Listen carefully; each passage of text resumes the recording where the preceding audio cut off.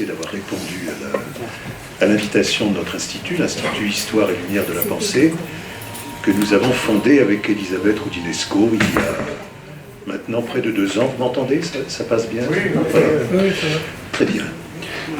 Et dont l'une des vocations est précisément d'organiser ce type de rencontres, c'est-à-dire ces moments de réflexion partagée sur des sujets de société, mais loin du bruit médiatique, loin de ce qui épuise la réflexion et ce qui asphyxie le désir et les possibilités d'action.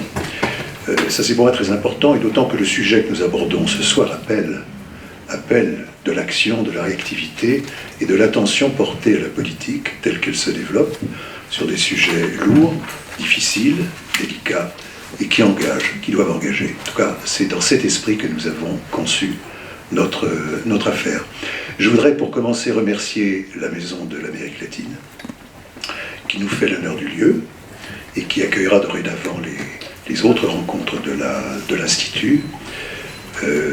Merci donc à Alain Rouquier, son président, et merci à François Vitrani, son directeur général, que j'aperçois au beau milieu de la salle. Merci François. Alors, l'intitulé de cette rencontre, l'Europe et ses étrangers, invite à élargir la réflexion sur les mouvements migratoires à la culture, étant entendu que la qualité de l'accueil que l'Europe réserve aux populations chassées de chez elles, par la persécution, par la guerre, par la faim, dépend tout autant des traditions d'hospitalité des sociétés considérées que des politiques d'État des sociétés en question. Donc il faut vraiment tenir les 2 bouts de l'affaire en même temps. Je crois que c'est très important. Et c'est dans cet esprit que nous avons cadré 3 axes pour organiser en quelque sorte ce débat. Le premier est une approche comparative des politiques d'immigration telles qu'elles fonctionnent actuellement en Europe. Patrick Weil nous parlera des impasses dans lesquelles la politique française est engagée actuellement, et puis le débat ouvrira sur des points de comparaison européens qu'à la tribune et que vous apporterez bien évidemment aussi. Le deuxième axe est une évaluation des réussites et des échecs de l'intégration. Et là, c'est Hervé Lebras qui nous parlera de façon un peu, pas paradoxale, le mot n'est pas juste, mais un peu nouvelle en quelque sorte, des réussites de l'intégration en France et également à l'échelle européenne. À partir d'un indicateur je lui laisse le soin de vous le découvrir, parce qu'il est amusant, intéressant et extrêmement significatif. L'intégration, ça marche aussi. C'est ça qu'il faut avoir en tête. Ça marche aussi. Et puis le troisième axe sera une sorte d'anticipation de ce que l'Union européenne pourrait faire le jour où elle serait investie de ces pouvoirs-là, puisqu'aujourd'hui, vous savez que ce sont les États qui ont la charge de définir ces politiques d'immigration, notamment. À l'horizon, alors je ne sais pas de l'horizon 2030, mais c'est vraiment complètement formel, un horizon qui reste à déterminer, mais je crois qu'il est important de réfléchir à cette éventualité, cette possibilité, probablement à cette nécessité que l'Union européenne, pourvu qu'elle change d'orientation et quitte les rivages sécuritaires, exclusivement sécuritaires sur lesquels elle fonctionne actuellement, avec Frontex notamment, ce qu'elle pourrait donner pour tenir les deux extrémités d'une logique qui serait à la fois rationnelle, réaliste et en même temps conforme à l'idée que nous faisons de ce que nous sommes, de notre civilisation, pour le dire d'un mot un peu pompeux, et tout simplement du respect des droits de l'homme. Et c'est Catherine Vittel de Wenden, qui est à côté de moi, qui vous en parlera, apportera son expertise sur cette question tout à fait capitale. Alors, il ne vous aura pas échappé que l'actualité nous a rattrapés dans cette organisation de rencontres, puisque d'une part, le gouvernement a défini, cadré et annoncé son projet de loi immigration, un projet de loi qui comportera plusieurs volets, on y viendra tout à l'heure, un volet évidemment sécuritaire, j'allais dire il faut bien commencer par là, et du SOCT, le ministre du Travail prétend apporter un complément de régularisation, mais le report de ce projet de loi est maintenant semble indiquer, qu'il soit d'ailleurs installé à l'automne ou pas, qu'on va vers du sécuritaire outrance. On ne croit pas divulguer les choses trop bouleversantes en les énonçant d'emblée. La droite conservatrice a d'ailleurs pris l'initiative d'une sorte de contre-projet pour faire face au vide laissé par ce report d'agenda.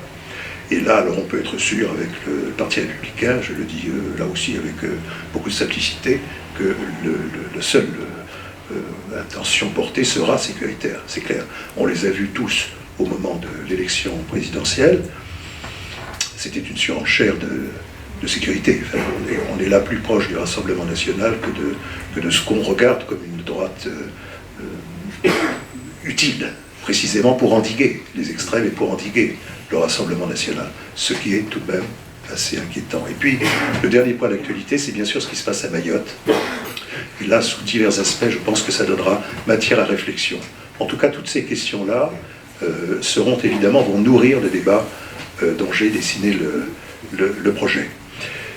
Vous entendrez successivement Patrick Weil, qui est historien, qui est auteur de nombreux essais de référence sur toutes ces questions-là.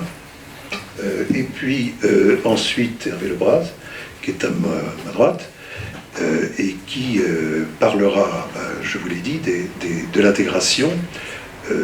Hervé est démographe et historien, et lui aussi l'auteur de livres vraiment de références et de fortes références sur toutes ces questions. Et puis Catherine Witold de Lenden, qui est politologue, qui est spécialiste des migrations internationales, et qui est l'auteur, elle aussi, de travaux de référence et de fortes références, bien sûr, sur tout ça. 20 minutes pour chacun d'entre eux pour ce propos liminaire, des échanges à la tribune, et puis ensuite l'ouverture, bien sûr, des questions à la salle. Si tout ça vous convient, Patrick, tu commences. Merci beaucoup, Olivier, de ces invitations. Dans l'actualité, il y a aussi les récentes déclarations de M. Darmanin sur la politique trop souple du gouvernement italien à l'égard de l'immigration. Donc, il faut quand même démarrer sur ce monstre du Loch Ness qui est le projet de loi d'immigration de M. Darmanin, qui est apparu sortant du lac déjà sous le précédent Premier ministre, M. Castex, qui est reparti sous l'eau, puis qui est ressorti, et Madame la nouvelle Première ministre lui a demandé de rajouter quelques dimensions sociales qui méritent ce que disait Clémenceau de certains projets de loi. Inutile de demander une loi pour avoir l'air de vouloir faire ce qu'on aurait pu faire jusqu'à présent sans aucun texte nouveau.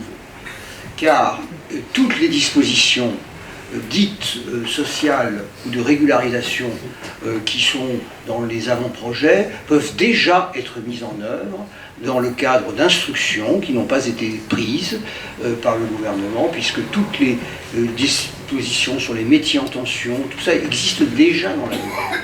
Donc il n'y a absolument aucune nécessité, en réalité, il n'y a aucune nécessité de faire un nouveau projet de loi, sauf si on veut remettre en cause le droit d'asile, remettre en cause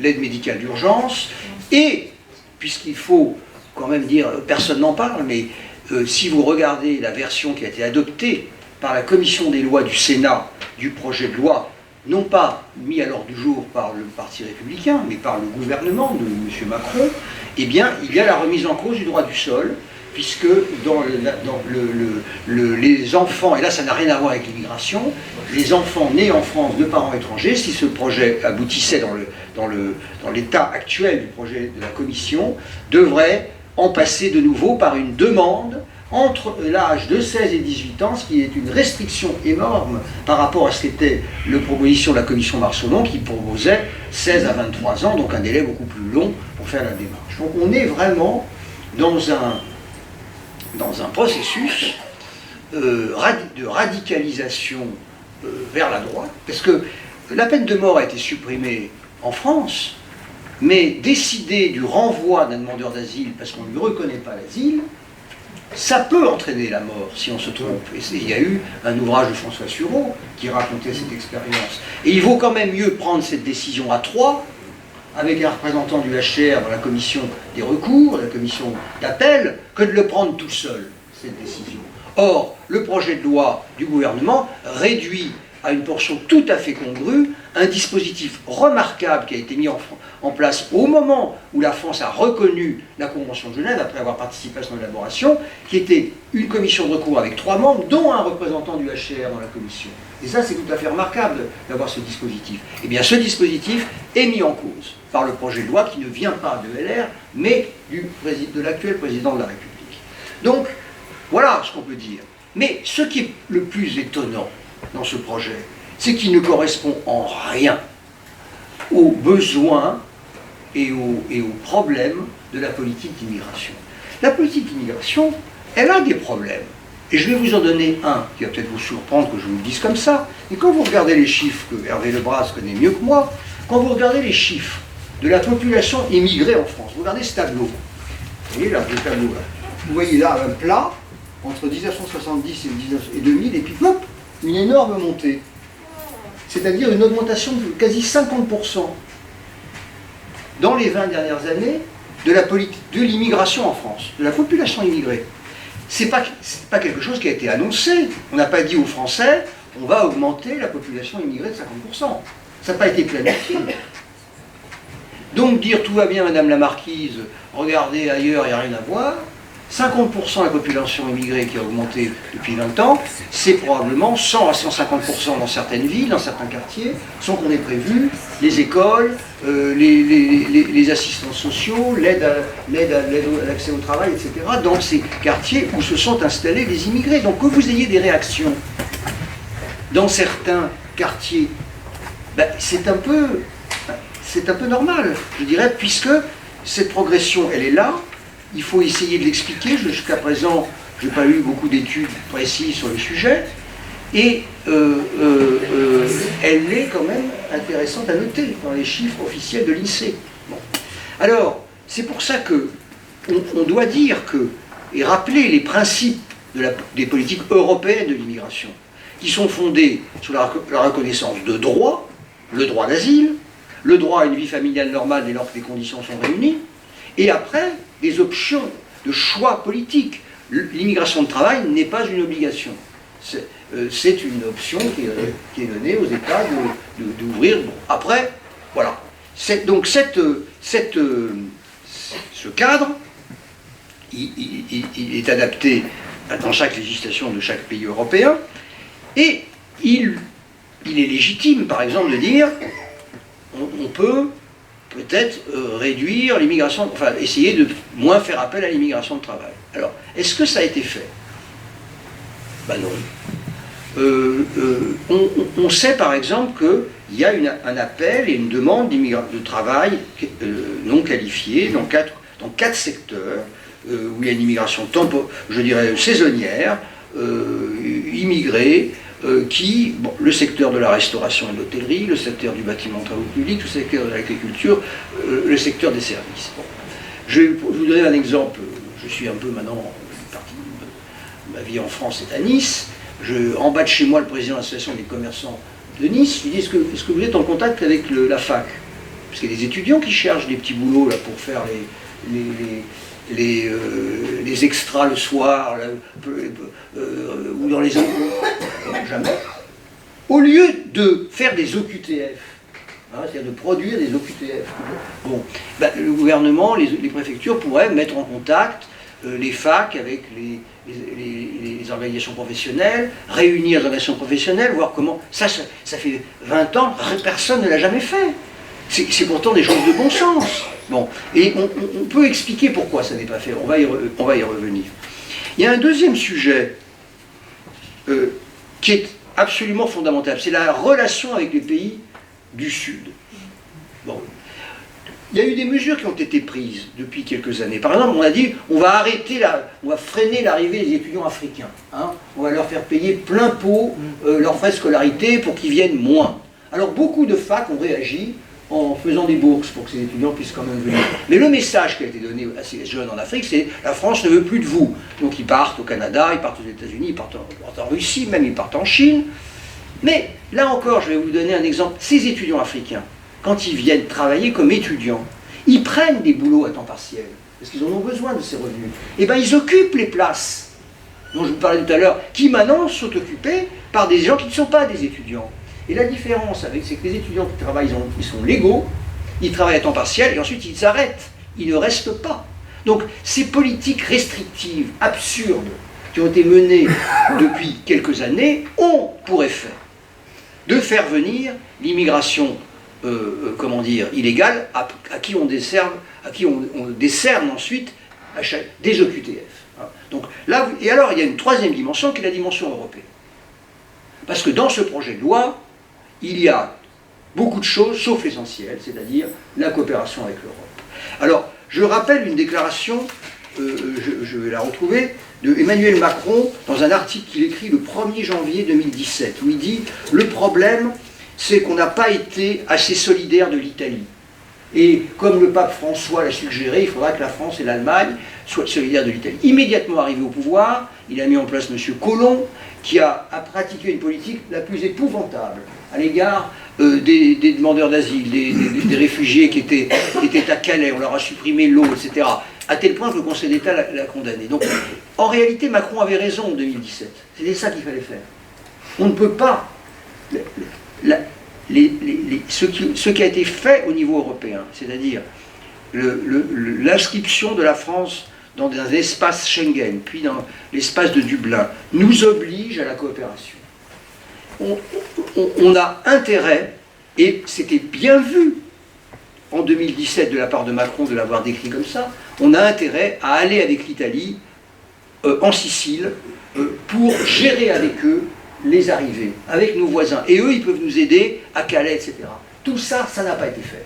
Je dirais qu'on n'a absolument pas mis en place les mécanismes concrets de la gestion commune et européenne, et on ne peut pas le faire avec la Hongrie, évidemment, on ne peut pas le faire avec la Pologne, mais les règles européennes nous permettent de le faire de façon tout à fait, de nous permettre de le faire avec des pays avec qui on choisi de le faire ensemble, et ce serait le cas, je pense, de l'Italie, de l'Espagne, de l'Allemagne, avec qui nous avons intérêt à coopérer. Parce que les accords de Schengen, s'ils sont bien appliqués, ils sont ceux qui permettent de contrôler l'entrée en France d'étrangers en situation irrégulière, puisque c'est en principe nos voisins qui doivent les prendre en charge. Mais nos voisins, quand ils sont débordés, eh bien, ils n'en peuvent plus, c'est le cas des Italiens, et ils ont besoin d'aide. Eh bien, cette aide-là, nous ne leur avons pas offert.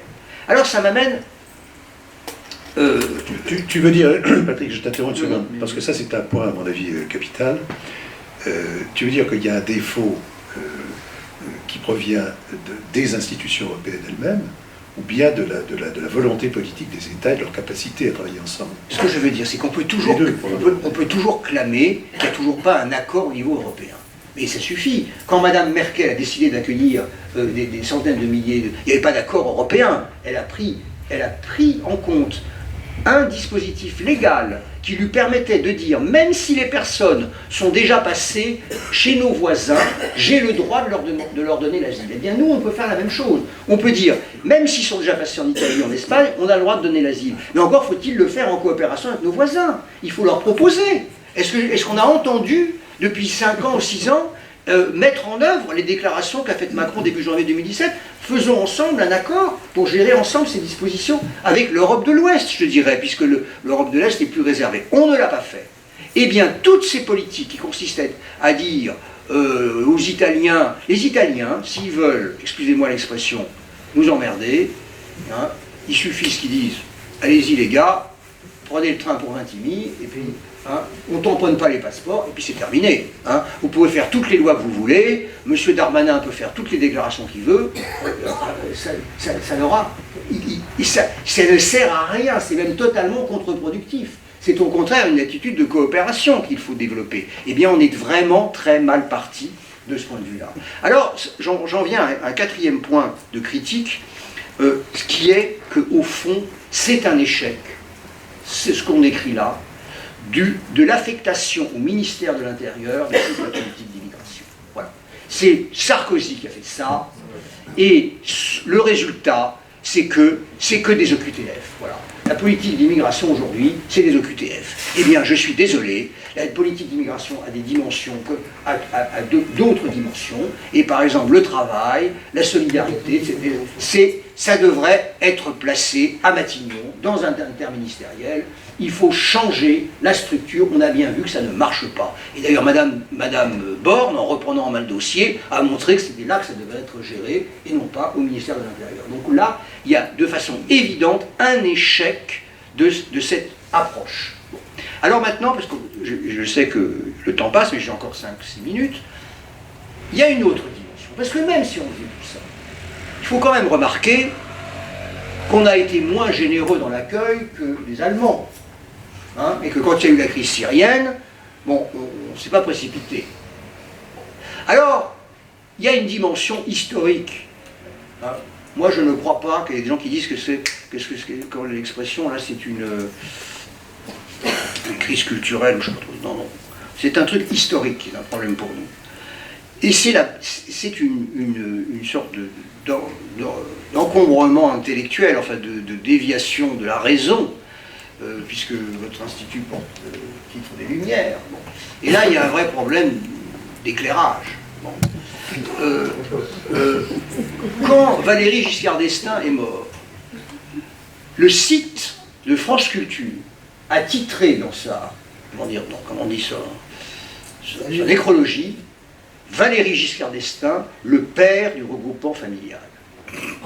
C'est quand même extraordinaire, ça y est toujours. Non mais c'est-à-dire que, et là il y a quelque chose d'absolument extraordinaire, parce que nous sommes tous spécialistes du sujet, et nous savons que le regroupement familial a démarré à la fin du 19e siècle, évidemment que les immigrés venaient avec des familles, etc., et qu'ils venaient même avec leurs curés, ils venaient même avec leurs instituteurs, donc le regroupement familial, et que, alors, il y a Zemmour qui est obsédé par le regroupement familial, mais France Culture, et moi je vais vous dire, j'ai été sollicité par des collègues, des historiens de très grand renom, pour faire une entrée dans un dictionnaire où on me demandait, 1975, la création du regroupement familial. Non mais je veux dire, il y a quelque chose qui est rentré dans la tête, il y a quelque chose qui est rentré dans la tête de nos compatriotes qui fait qu'ils croient tous que, et alors, qu'est-ce qui se passe là? Comment peut-on interpréter, je dirais, ce rapport extrêmement éloigné à la réalité? Bon.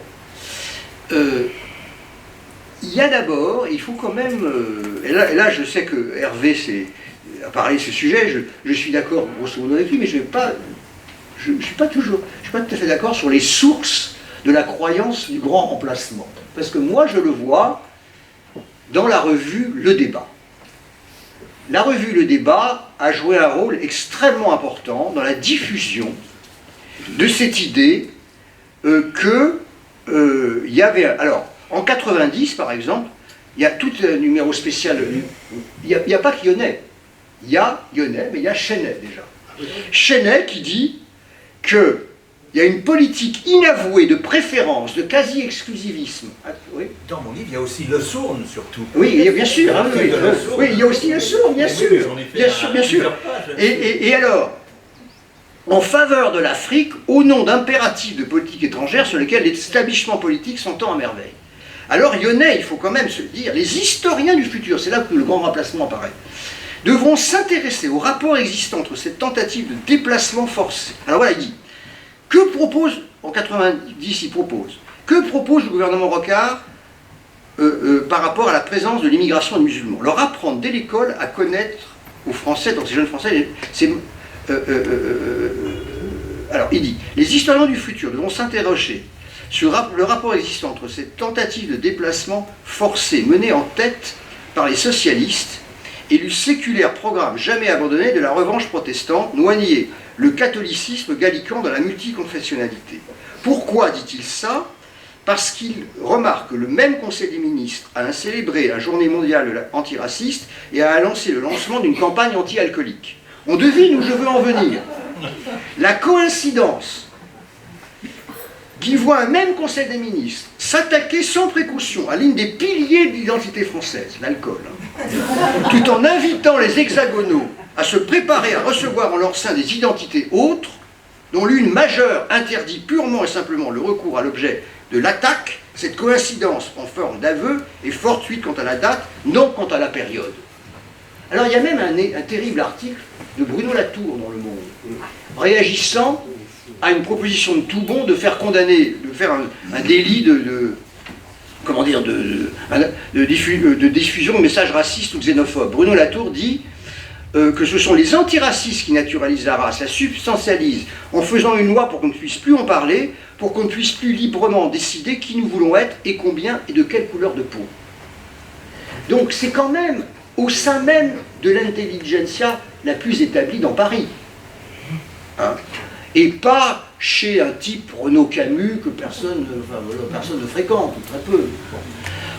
Que est née cette idée qu'il y avait une sorte de complot de l'establishment pour imposer aux Français la diversité qui existe aujourd'hui dans notre pays.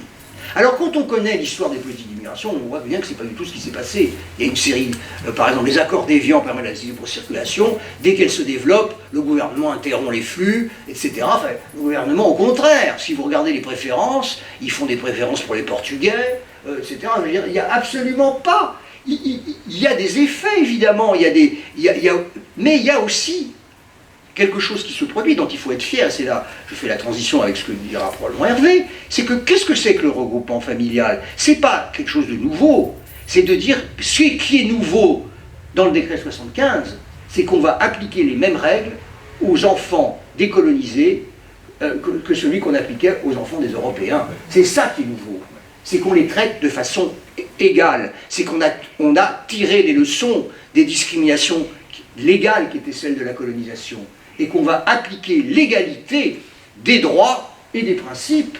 Et c'est ça qui est reproché aux dirigeants, c'est d'avoir respecté le principe d'égalité dans les politiques d'immigration. Et c'est ça qu'ils ne veulent pas dire. Ils ne veulent pas dire que c'est l'égalité, quelle que soit la couleur de peau, quelle que soit la religion, qu'on a respectée depuis 1975. Donc on a un vrai problème avec cette histoire. Qui est complètement caricaturée, tronquée, et dont la perversion de l'histoire et même entre dans les cerveaux les plus équilibrés, puisque cette croyance que... Et alors, je dirais pour conclure, que le fait que depuis 20 ans, et ça j'aimerais Hervé nous en dise quelques mots, il y a cette augmentation de l'immigration qui est réelle, et qu'il faut bien pouvoir l'expliquer aux gens, parce que c'est pas quelque chose qui était prévu, c'est pas quelque chose qui a été annoncé. Donc il y a tout ce travail qui doit être fait, un travail d'historien, un travail de démographe, et puis un travail d'analyse de politique publique, pour faire qu'on puisse retrouver la raison sur ces sujets. Merci. Merci beaucoup. Est-ce que vous voulez réagir sur ce qu'il a dit avant de passer peut-être quand même. Oui. Oui, non, ta question est tout à fait juste, mais moi j'ai beaucoup de mal à utiliser le terme immigré, j'utilise le terme étranger. Et parce que 36% des immigrés actuellement en France sont français. Hein, et donc, il n'y a pas de raison de les distinguer des autres Français, sauf dans des études sociologiques plus ou moins abstraites. Mais politiquement, ça n'a pas de sens. Et de ce point de vue-là, la proportion d'étrangers en France n'a pas beaucoup augmenté. On doit être actuellement, je n'ai pas les chiffres exacts, mais on est à 7% de la population en étrangers. On était en recensement de 36 à 6,5% d'étrangers. Donc il n'y a pas de gros changement d'une certaine manière où on peut dire on naturalise de trop, mais enfin il y a peu de changements. Donc si tu veux, il faut regarder de près ces choses-là. 1. 2. Sur le grand remplacement, puisque j'ai fait un livre dont le titre est « Il n'y a pas de grand remplacement ». Les origines, bien sûr, c'est immense, mais ce que j'ai fait dans la première partie de mon livre, c'est j'ai suivi la méthode d'Emmanuel Faye, de Jean-Pierre Faye. Un lapsus qui est intéressant, de Jean-Pierre Faye, dans son livre formidable qui est Le langage totalitaire, c'est-à-dire de comment l'expression national-socialisme était apparue en Allemagne.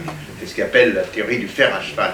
Et donc j'ai cherché comment cette expression était, donc c'était vraiment, je dirais, beaucoup plus linguistique, parce que je pense que par derrière le grand remplacement, c'est en fait un slogan. Et donc comment un slogan a pu s'établir. Mais sinon, tu as tout à fait raison, il y a eu énormément de mouvements qui avaient en arrière-fond l'idée cette fois-ci, et pas simplement le terme. Je voyais hier un reportage que vous avez peut-être vu sur les Rohingyas. Typiquement, si vous l'avez vu, c'était le grand remplacement qui était évoqué par les militaires birmans. J'aurais juste revenir sur ce qu'a dit Patrick, que je partage entièrement, mais avec une toute petite nuance sur l'idée qu'il faut trouver en France, parmi les étudiants ou autres, une solution partielle, bien sûr, et locale, à ce qu'on appelle les pénuries de main-d'œuvre, parce que presque tous les pays européens sont confrontés à ces pénuries de main-d'œuvre, et faire appel aux étudiants, c'est une très bonne idée. De la part pour les employeurs, les mettre en contact, c'est à mon avis une excellente idée aussi.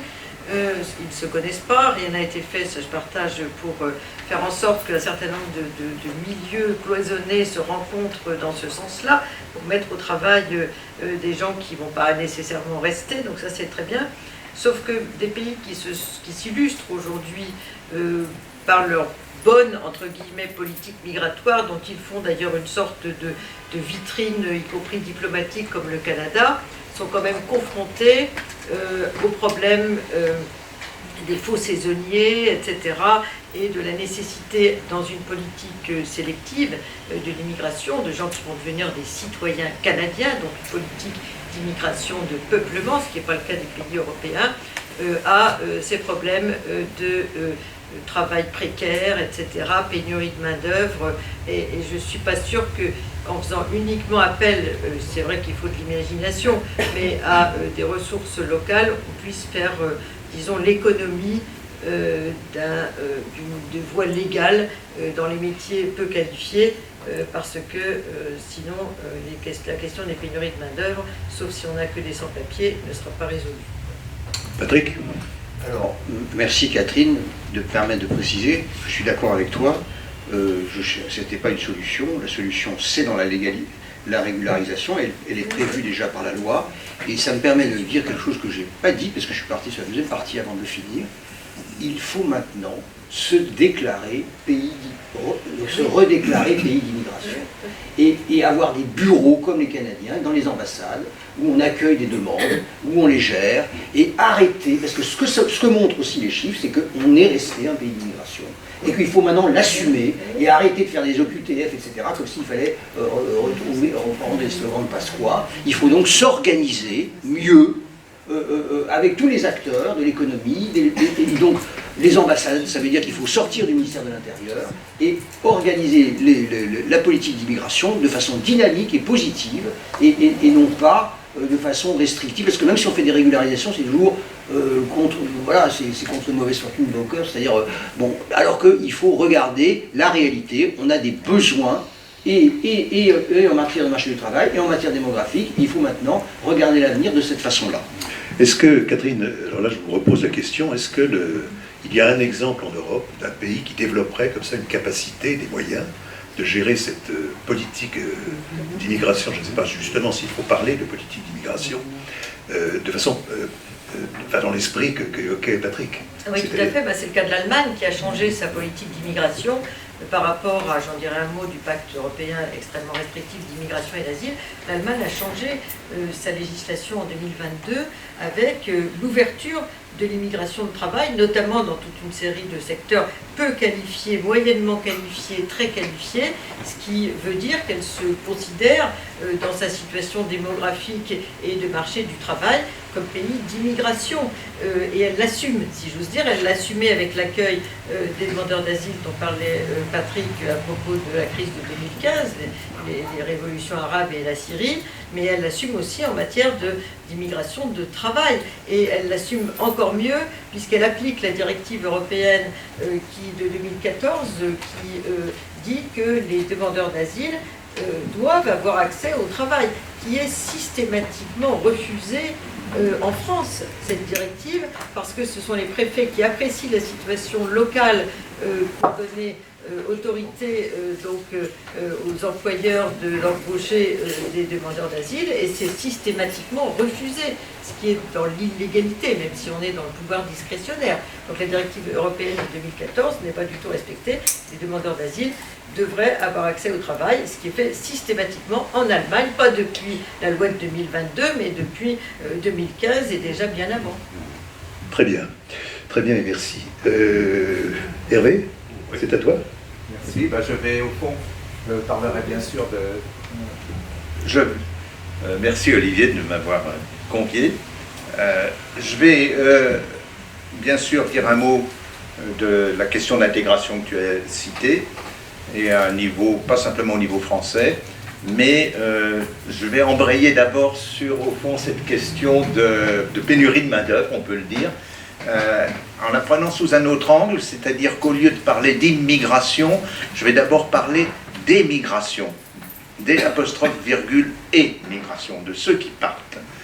Je vais commencer par c'est une petite étude faite par l'OCDE, un tableau qui est très intéressant, où l'OCDE, donc pour l'ensemble des pays développés, a compté a fait un tableau des lieux de naissance et des lieux d'exercice des médecins dans les pays de l'OCDE. Donc on a pour chaque pays où sont allés les médecins et aussi d'où viennent les médecins. Et donc on peut, quand on prend deux pays, on peut voir lequel cède le plus, si on peut dire, de médecins à l'autre.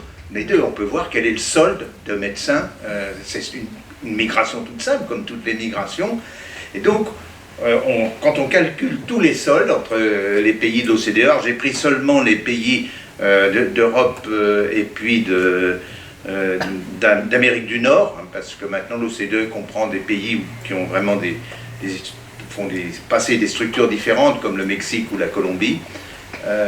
Mais si vous prenez les pays d'Europe, et vous apercevez que les soldes sont extraordinairement bien organisés. C'est-à-dire, les mathématiciens disent, c'est un ordre complet. C'est-à-dire que vous avez en bas un ensemble de pays qui ont des soldes toujours négatifs par rapport à tous les autres. Puis vous avez une seconde couche qui ont des soldes négatifs par rapport à ceux qui restent, et puis ainsi de suite. Vous avez la première couche, c'est Grèce, Turquie, Pologne, Hongrie. Et puis ils perdent donc par rapport à une seconde couche et aux autres qui comprennent Finlande, Danemark, Autriche, France, Irlande. Puis une troisième couche, c'est Suède, Espagne, Portugal, Grande-Bretagne. Une quatrième, c'est la Suisse et puis la Nouvelle-Zélande. La cinquième, Canada, Australie. Et l'arrivée au sommet, c'est les États-Unis. Alors, ça veut dire que la migration des médecins est mondialisée. Et donc, si vous interdisez, par exemple, la migration des médecins dans votre pays, à ce moment-là, vous avez moins de médecins, puisque le mécanisme fonctionne pays par pays. Alors, vous me direz, il manque la tranche du bas. C'est aussi une question, mais je ne m'attarderai pas là-dessus. C'est en Grèce, en Turquie, en Pologne, comment fait-on? Puisqu'ils sont tout en bas, ils en perdent. Alors, bien sûr, c'est les pays les plus pauvres. C'est donc, à ce moment-là, on va arriver de Liban, on va arriver de Maghreb. Se pose la question énorme du brain drain, se pose la question de ce qu'on appelle les remises. Donc je décris le mécanisme, je ne porte pas de jugement. Or, ce mécanisme que je vous décris, il est plus général. C'est-à-dire, c'est pas simplement pour les médecins qu'il existe, il existe pour un grand nombre de professions. Quand vous regardez les chiffres de migration en France, on cite toujours les soldes des migrants, des étrangers, les départs, les arrivées, mais on oublie ce qui se passe pour les Français, parce que c'est plus dur à calculer. Mais l'INSEE, maintenant, fait bien le travail. Et la réalité des choses est que de 2008 à maintenant, en moyenne, le déficit des Français, le solde des Français est négatif de 150 000 personnes par an. Ça a l'air de... Alors ça vous explique que le solde global de la France, bien qu'il y ait un solde de la migration qui soit relativement élevé, de l'ordre de un peu plus de 200 000 personnes, eh bien le solde est tout petit chaque année, parce qu'il y a ces départs de Français, de non-immigrés, disons, parce qu'il y a des questions de mesure. 150 000, ça ne vous dit pas grand-chose, mais ces 150 000 sont assez jeunes. Ça veut dire qu'ils viennent de générations qui sont nées il y a, disons, entre 20 et 35 ans. C'est des générations qui faisaient à peu près 800 000 naissances. 150 000 par rapport à 800 000 naissances, c'est presque 20% d'une génération qui s'en va. C'est ça que ça veut dire. Donc c'est absolument pas rien. Il se trouve que j'étais, pour des questions analogues, en Grèce la semaine dernière. En Grèce, c'est 35 000, la dernière année, c'est 35 000 Grecs qui sont partis, et les générations correspondantes, c'est 110 000 personnes. Ça veut donc dire que c'est un tiers d'une génération de Grecs qui s'en va. Et durant la crise grecque avec la Troïka, c'est monté à 45 000, c'est-à-dire un peu plus de 40% d'une génération en moyenne qui s'en va. Alors bien sûr, ça s'égrène au cours du temps, mais c'est pour vous dire l'importance du phénomène. Si je vous parle de cela, c'est parce que, et on revient à la question qui était posée il y a un instant, c'est parce qu'il y a beaucoup de métiers en tension. Il n'y a pas simplement les métiers dont vous avez parlé, qui sont les métiers sans qualification ou presque. Les métiers de l'hôtellerie, les métiers les soins aux personnes. Mais je travaille actuellement avec le BPI et il attend d'ailleurs l'arrivée de la loi sur l'immigration pour sortir une étude sur les métiers en tension de l'industrie, parce que on veut réindustrialiser la France. Or, il se trouve que les métiers industriels sont parmi ceux qui sont le plus fortement en tension. Le plus fortement en tension actuellement, c'est les techniciens, c'est de l'industrie, c'est les ouvriers professionnels, on disait autrefois, puis c'est les ingénieurs de niveau moyen. Dufourcq, qui dirige le BPI, le dit clairement, si il n'y a pas de migration, si on ne fait pas venir ces techniciens, et un certain nombre de pays en produisent sans qu'une question de brain drain soit forte. Par exemple, le Maroc produit beaucoup plus d'ingénieurs qu'il en emploie, et des bons ingénieurs. Si on ne fait pas appel à eux, à ce moment-là, il n'y a pas de réindustrialisation. C'est aussi simple que cela. Et en même temps, bien entendu, le gouvernement a la trouille, à cause de la droite, à cause du Front National. Donc on est dans un double bind pour l'instant sur cette affaire. Pour l'instant, en termes de migration, c'est un des défis les plus importants, à plus long terme que les questions que notamment Patrick a bien développé, mais il y a là-dedans un véritable problème, parce que c'est pas par l'éducation et la formation qu'on remplira ces postes rapidement. En plus de ça, il y a une sorte de résistance des Français. Les Français sont devenus des littéraires et des financiers, pour tout dire. C'était un pays d'ingénieurs, et c'est devenu un pays... je pourrais en parler plus largement, mais... Second point, Gilles, puisque j'ai fait...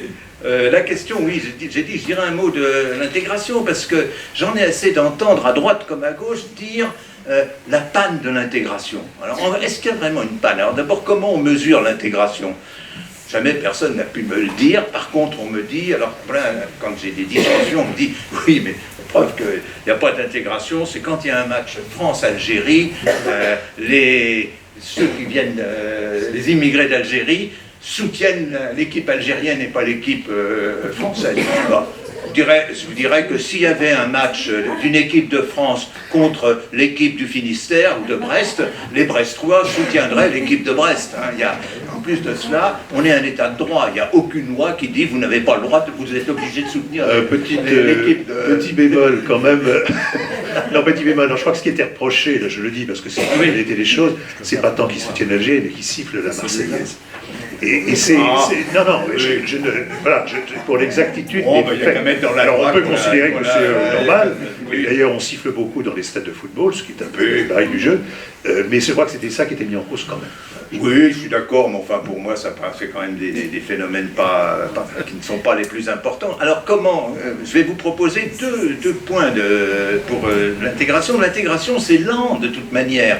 Donc je trouve un point intéressant, et on le dit très souvent, la meilleure manière de s'intégrer c'est la mixité, c'est l'union mixte. Donc est-ce qu'il y a, oui ou non, beaucoup d'unions mixtes en France? Il y a un très bon travail de l'INSEE que je vous conseille, qui vient de paraître. Ils font ça malheureusement tous les 10 ans. Mais ça s'appelle Immigrés et descendants d'immigrés. C'est un livre qui est vraiment avec beaucoup de données intéressantes. Et là-dedans, dans ce livre, il y a des données sur qui sont les descendants d'immigrés. Parce que descendants d'immigrés, ça veut... immigré ne prend pas d'S. C'est descendant d'un ou de deux immigrés. Donc c'est descendant soit de deux immigrés, soit d'un couple mixte. Est-ce qu'il y en a beaucoup? Eh bien oui, au total, 55%. Alors descendants d'immigrés, c'est pas les enfants, des petits-enfants, hein, c'est toute personne, quel que soit son âge, qui a eu un parent au moins immigré. Voilà la définition de l'INSEE. Combien y en a-t-il en France de ces descendants? Il y en a à peu près autant que d'immigrés, c'est-à-dire, d'après l'INSEE, de l'ordre de 7 millions. Parmi ces 7 millions, combien descendent d'union mixte? 55%. 55%, c'est-à-dire plus de la moitié des descendants d'immigrés, ce qu'on appelle la seconde génération, descendent d'union mixte. Alors c'est d'union, de mixte, c'est mesuré, c'est pas forcément un mariage. Hein, ils ont deux parents, l'un non immigré, comme on dit maintenant, et l'autre immigré. Alors on me dirait, oui, mais c'est parce qu'il y en a beaucoup de l'immigration européenne. Ben, les chiffres, l'INSEE a fait de ventilation. Si c'est effectivement des immigrés d'Espagne ou d'Italie, c'est 65% sont en union mixte. Bon. Mais si c'est des descendants d'immigrés du Maghreb, 50%, c'est énorme. La moitié de la seconde génération issue du Maghreb vient d'union mixte. Vous pouvez prendre le livre de l'INSEE, je ne raconte pas, c'est pas moi qui ai fait un tri ni rien, j'ai vérifié des trucs quelquefois, mais là, alors vous me direz qu'est-ce qui abaisse un peu, quand on tombe finalement, les Portugais sont un peu moins, 48%. Alors on l'aurait pas dit, mais enfin on peut expliquer pourquoi c'est très particulier la migration portugaise. Et puis les plus bas, c'est les Turcs, 35%, donc un peu plus d'un tiers. On sait que c'est une communauté qui est nettement plus endogame, elle est aussi un peu plus récente. Et c'est pour dire, si on prend comme critère la mixité des unions, c'est d'ailleurs la mixité des unions, c'est ce qui fait le plus horreur aux vrais racistes. Gobineau, c'est pas tellement que les uns soient mieux que les autres ou tout ça. Gobineau, c'est surtout pas de mélange des sangs. Hein. C'est ces pauvres Ariens qui étaient un peu, comment dire, un peu faibles du point de vue de leur vie sexuelle, ont été forniqués un peu partout, et donc c'est la fin de la civilisation. C'est ça, Gobineau, vous disait en détail. Bon. Est-ce que... alors, c'était le premier point, j'ai juste deux tout petits points sur cet aspect-là des choses. Le second point, qui était déjà dans le travail de l'INSEE d'il y a 10 ans, l'INSEE a regardé, est-ce que les enfants, donc la seconde génération, est-ce que cette seconde génération réussit mieux ou moins bien et plus ou moins diplômée que les enfants de non-immigrés? Donc là, on compare. Globalement, la réponse, c'est qu'elle réussit moins bien. C'est-à-dire qu'il y a moins de diplômés du supérieur et un peu moins de bacheliers parmi les enfants de la seconde, par exemple, d'immigrés, que ce soit de couple mixte ou non, que parmi les enfants de non-immigrés. Mais là où le travail est bien fait, l'INSEE a regardé selon la profession des parents, parce que bien sûr, oui, il y a beaucoup plus d'ouvriers et du coup, le résultat s'inverse du coup, c'est pas de beaucoup, mais il s'inverse, c'est-à-dire qu'il y a un peu plus d'enfants d'immigrés, enfin enfants d'un immigré ouvrier qui sont bacheliers ou qui ont fait des études universitaires que d'enfants d'ouvriers non immigrés. Et il faut dire aussi qu'il y a un tout petit peu plus sans diplôme. Il y a les deux, au fond, les deux extrémités sont de la distribution. Mais ce qui est vraiment important, quand on connaît les difficultés que représente pour un immigré l'éducation de ses enfants, c'est quand même pas les mêmes conditions que pour les Français. Il y a là, on sent au fond une chose qui est classique dans les textes sur l'immigration depuis très longtemps, c'est que l'immigration, c'est une volonté de progresser dans la société. Et il y a d'ailleurs aussi une statistique, puis je dirais juste un mot pour peut-être finir. Il y a aussi des statistiques, on a posé des questions, est-ce que vous pensez, dans le livre de l'INSEE, que vous pourrez réussir à avoir une position sociale, j'ai plus le titre la formulation exacte, réussir mieux que vos parents. Et les réponses des immigrés sont de l'ordre de plus de 50%, enfin entre 40 et 50% le pensent. Les Français, c'est beaucoup moins. On sent, il y a comment dire, il ne faut pas l'oublier, c'est un mouvement.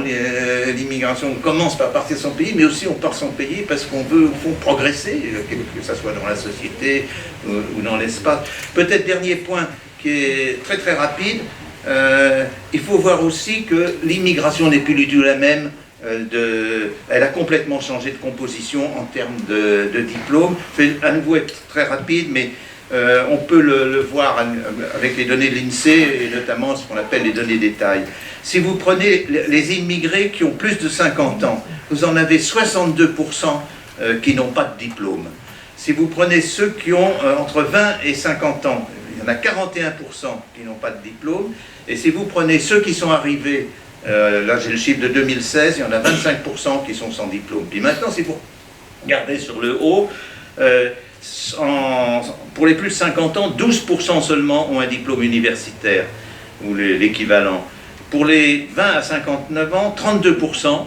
Et pour ceux qui sont arrivés en 2016, 55% avaient un diplôme universitaire ou l'équivalent. Ce ne sont plus du tout les mêmes. Et c'est relié à ce que je vous disais sur l'intégration. C'est beaucoup plus facile aussi de s'intégrer quand on a un diplôme universitaire. En général, on connaît une autre langue. En général.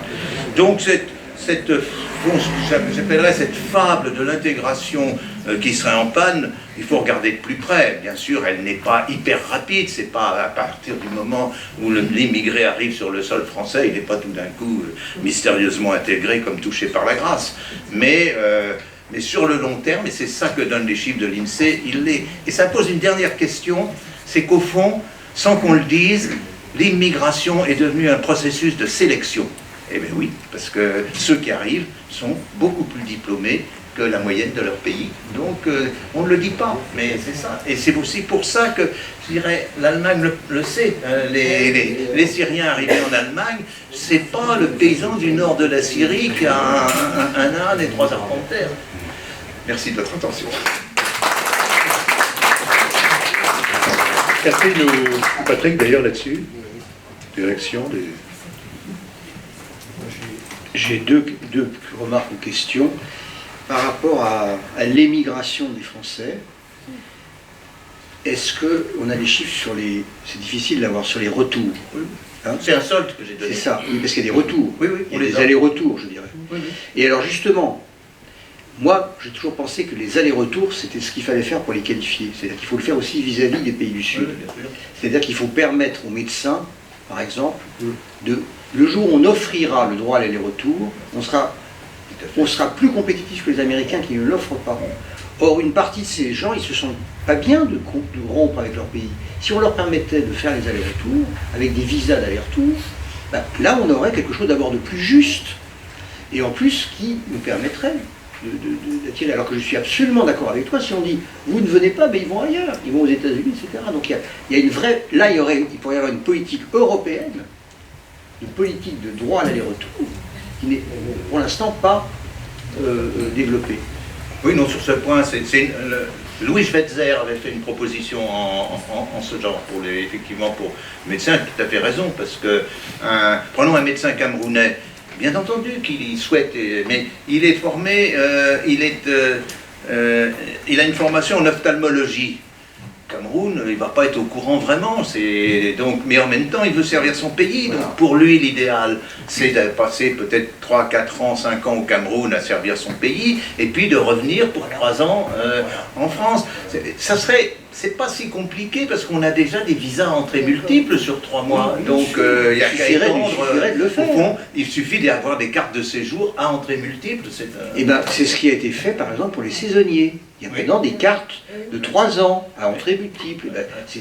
Ils repartent, ils reviennent, on pourrait faire des cartes de 10 ans. C'est ça la vérité, c'est ça la vraie politique, c'est-à-dire de s'adapter au désir des gens. Du coup, ils ne sont pas dans l'illégalité. Au contraire, le droit s'adapte à leur désir de faire des allers-retours. Catherine, que fait l'Europe? Que fait l'Europe et que peut-on attendre d'elle? Question difficile. Merci beaucoup. Alors, que fait l'Europe? Disons que d'abord, elle est faite de pays européens. Et on a vu que ces pays européens, d'une part, dans la plupart des cas, avaient beaucoup de mal à se considérer comme des pays d'immigration, d'installation. Ça, je crois que c'est très très important. On a classiquement tendance à dire qu'il y a des pays d'immigration de travail, puis il y a des pays d'immigration d'installation, c'est les États-Unis, le Canada, l'Australie, etc. Les pays européens sont devenus des pays d'immigration, d'installation, mais ils ne l'assument pas. Ils ne l'assument pas, il y a un déni de cette réalité aujourd'hui qui se voit à travers les politiques migratoires. Donc j'aurais tendance à dire que l'Europe est un continent d'immigration. Malgré lui, c'est quand même un continent qui a une cinquantaine de millions de migrants aujourd'hui, qui est à peu près au même chiffre que les États-Unis, mais avec beaucoup de failles, comme ça a été dit ici et là, quant à la reconnaissance, la mise en œuvre de cette réalité migratoire. Donc ça, je crois que c'est tout à fait important parce que, et en même temps, ces pays européens, tout en étant imbriqués dans un carcan que je vais très rapidement évoquer, qui est la politique européenne de l'immigration, ont de plus en plus envie d'affirmer leur souveraineté, je dirais même leur souverainisme qui, dans certains pays, est devenu un élément du populisme qui se, disons, développe d'une façon ou d'une autre dans différents pays européens. Donc le souverainisme est l'ennemi, bien sûr, de la politique européenne. On affirme qu'on va soi-même contrôler ses frontières. On l'a vu pendant la dite crise de 2015. Certains pays se sont barricadés derrière des frontières de barbelés, comme la Hongrie et quelques autres, pour dire « nous, on veut maîtriser notre politique migratoire ». Et donc ça, c'est une très grande difficulté à concilier avec la dimension européenne. Et cette réalité donc, de pays d'immigration et d'installation, ça s'insère dans un contexte mondial d'accroissement de la mobilité, même si elle est faible. 3,7% de la population mondiale sont des migrants internationaux, mais on est dans un monde qui bouge de plus en plus, et en Europe ou vers l'Europe, il y a aussi ces mouvements que l'on peut apprécier malheureusement avec le bilan de la Méditerranée, les fameux 50 000 morts et sans doute plus en Méditerranée depuis la fin des années 90, c'est ça le bilan. On devrait l'afficher à Bruxelles sur les bâtiments de la Commission européenne. 50 000 morts en Méditerranée. On ne le fait pas, bien sûr, on ne le rappelle qu'à peine. Et rien que l'année dernière, en 2022, on a eu 3 000 morts en Méditerranée. Donc c'est quand même un bilan catastrophique, si j'ose dire, ne serait-ce qu'au regard de cette politique qui s'est de plus en plus conduite comme un ministère de l'Intérieur. La plupart des commissaires européens, d'ailleurs, ont été soit des ministres de la Défense, soit des ministres de l'Intérieur, pour une grande partie d'entre eux, et ce qui montre l'esprit de la politique migratoire, qui est essentiellement de la répression, de la dissuasion, de la militarisation des frontières, avec des nouvelles frontières qui sont apparues, particulièrement mortifères, si j'ose dire, Ceuta et Melilla, la frontière entre la Grèce et la Turquie, on l'a vu avec les îles du Dodécanèse, de Lesbos, Samos, etc. On a eu ce fameux petit enfant turc, syrien, donc mort sur la côte turque à Bodrum, qui a quelques jours un peu inquiété l'opinion publique, puis après on a oublié complètement ces phénomènes. Et puis on a bien sûr la Méditerranée qui est la grande frontière, si j'ose dire, de l'Europe imaginaire, parce que beaucoup de gens la traversent bien sûr, et en même temps une frontière donc qui contredit les mouvements migratoires vers l'Europe, puisqu'une grande partie des migrations en Europe, pour un tiers d'entre elles, sont des migrations intra-européennes. Ce qu'on oublie, l'ouverture à l'Est a beaucoup favorisé la mobilité intra-européenne, ce qui a introduit une circulation migratoire de gens qui sont installés dans la mobilité comme mode de vie, ce qu'on refuse à ceux de la rive sud de la Méditerranée, alors que tous les pays européens, diversement, sont confrontés à une migration qui vient aussi de la rive sud de la Méditerranée. Donc voilà le contexte dans lequel on se trouve, avec malgré tout et en contradiction, ce qu'a dit Patrick, le respect d'un certain nombre de droits pour lesquels on a signé des conventions internationales. Alors je ne sais pas comment les partis politiques qui proposent des politiques encore plus restrictives se débrouilleront avec ces conventions internationales. La Convention de Genève sur l'asile, 1951, donc le regroupement familial qui est dans la plupart des pays maintenant reconnus avec des critères divers dans les différents pays européens, la Convention internationale onusienne sur les droits de l'enfant, 1989, et la fameuse directive sur la protection temporaire des demandeurs d'asile, pas sur la protection temporaire, sur l'accès au travail des demandeurs d'asile, et puis bien sûr, je dirais un mot de l'Ukraine, le deux poids deux mesures selon l'origine des demandeurs. Donc voilà un petit peu le contexte. Et ce système institutionnel donc est assez original d'une certaine façon, mais il a, avec l'institution de la citoyenneté européenne, le traité de Maastricht de 92, créé une frontière nouvelle qui n'existait pas dans les politiques migratoires antérieures, entre d'un côté les Européens, de l'autre côté les non-Européens. Donc la frontière, elle existe à l'intérieur de cette immigration, mais aussi à l'extérieur de nos frontières, puisqu'on a le système Frontex, on a tout un arsenal d'instruments plus ou moins d'ailleurs informatisés, de contrôle des frontières extérieures de l'Europe, qui vient contredire l'importance de la mobilité et des volontés de mobilité à travers l'espace euro-méditerranéen. Donc là, on est en totale contradiction, libéralisme économique d'un côté, ultra-souverainisme de l'autre, et aspect complètement sécuritaire de la politique migratoire, dissuasive, répressive, qu'on trouve d'ailleurs dans différents pays déclinés différemment. Ça a été évoqué, l'appel d'air, la peur de... Moi, j'ai jamais vu d'appel d'air, comme Patrick, on a 40 ans d'études sur la migration, ça n'existe pas l'appel d'air, les gens viennent pour la sécurité sociale, à 20 ans, c'est pas le sujet, etc. Donc on a toute une série d'idées fausses qui dicte cette politique dans les différents États pour refuser des droits qui sont dramatiques ensuite pour le devenir des personnes. Et puis le durcissement du droit d'asile, pays sûr, donc pays d'origine sûr, pays tiers sûr, et donc demande d'asile non fondée, tous ces instruments viennent contredire les droits dans lesquels sont inscrits les États, mais aussi bien sûr la politique européenne. Mais malgré tout, il y a de grandes disparités entre les pays européens au regard de l'histoire et de leur géographie, avec des nationalités qui sont différentes, donc qui ont des devenirs d'intégration potentiellement différents, mais qui ont aussi des frontières différentes. Donc on n'a pas les mêmes immigrés en Italie, en France, en Espagne, etc. Et donc des politiques différentes, aussi le fameux prétendu communautarisme anglo-saxon est lié à la gestion de leurs minorités qu'ils avaient déjà en Inde, qu'ils continuent, elles ont tous les droits politiques au Royaume-Uni, donc on fait plus attention dans la lutte contre les discriminations. Le Brexit s'est fait en partie contre les Polonais, ce qui peut paraître un peu hallucinant vu de France par exemple. Donc on a beaucoup de disparités, chacun a ses immigrés, son histoire, sa géographie, ses frontières, etc. Et ça pèse beaucoup sur la façon dont on gère l'accueil et ensuite le devenir des migrants et des réfugiés en Europe. Je n'insiste pas davantage là-dessus, mais je dirais simplement que ce qu'on voit aussi, c'est des époques, si j'ose dire. Hein. Chaque pays a son histoire migratoire. La France est de très loin le plus ancien pays d'immigration en Europe. Patrick Veil est parmi ceux qui ont beaucoup écrit là-dessus.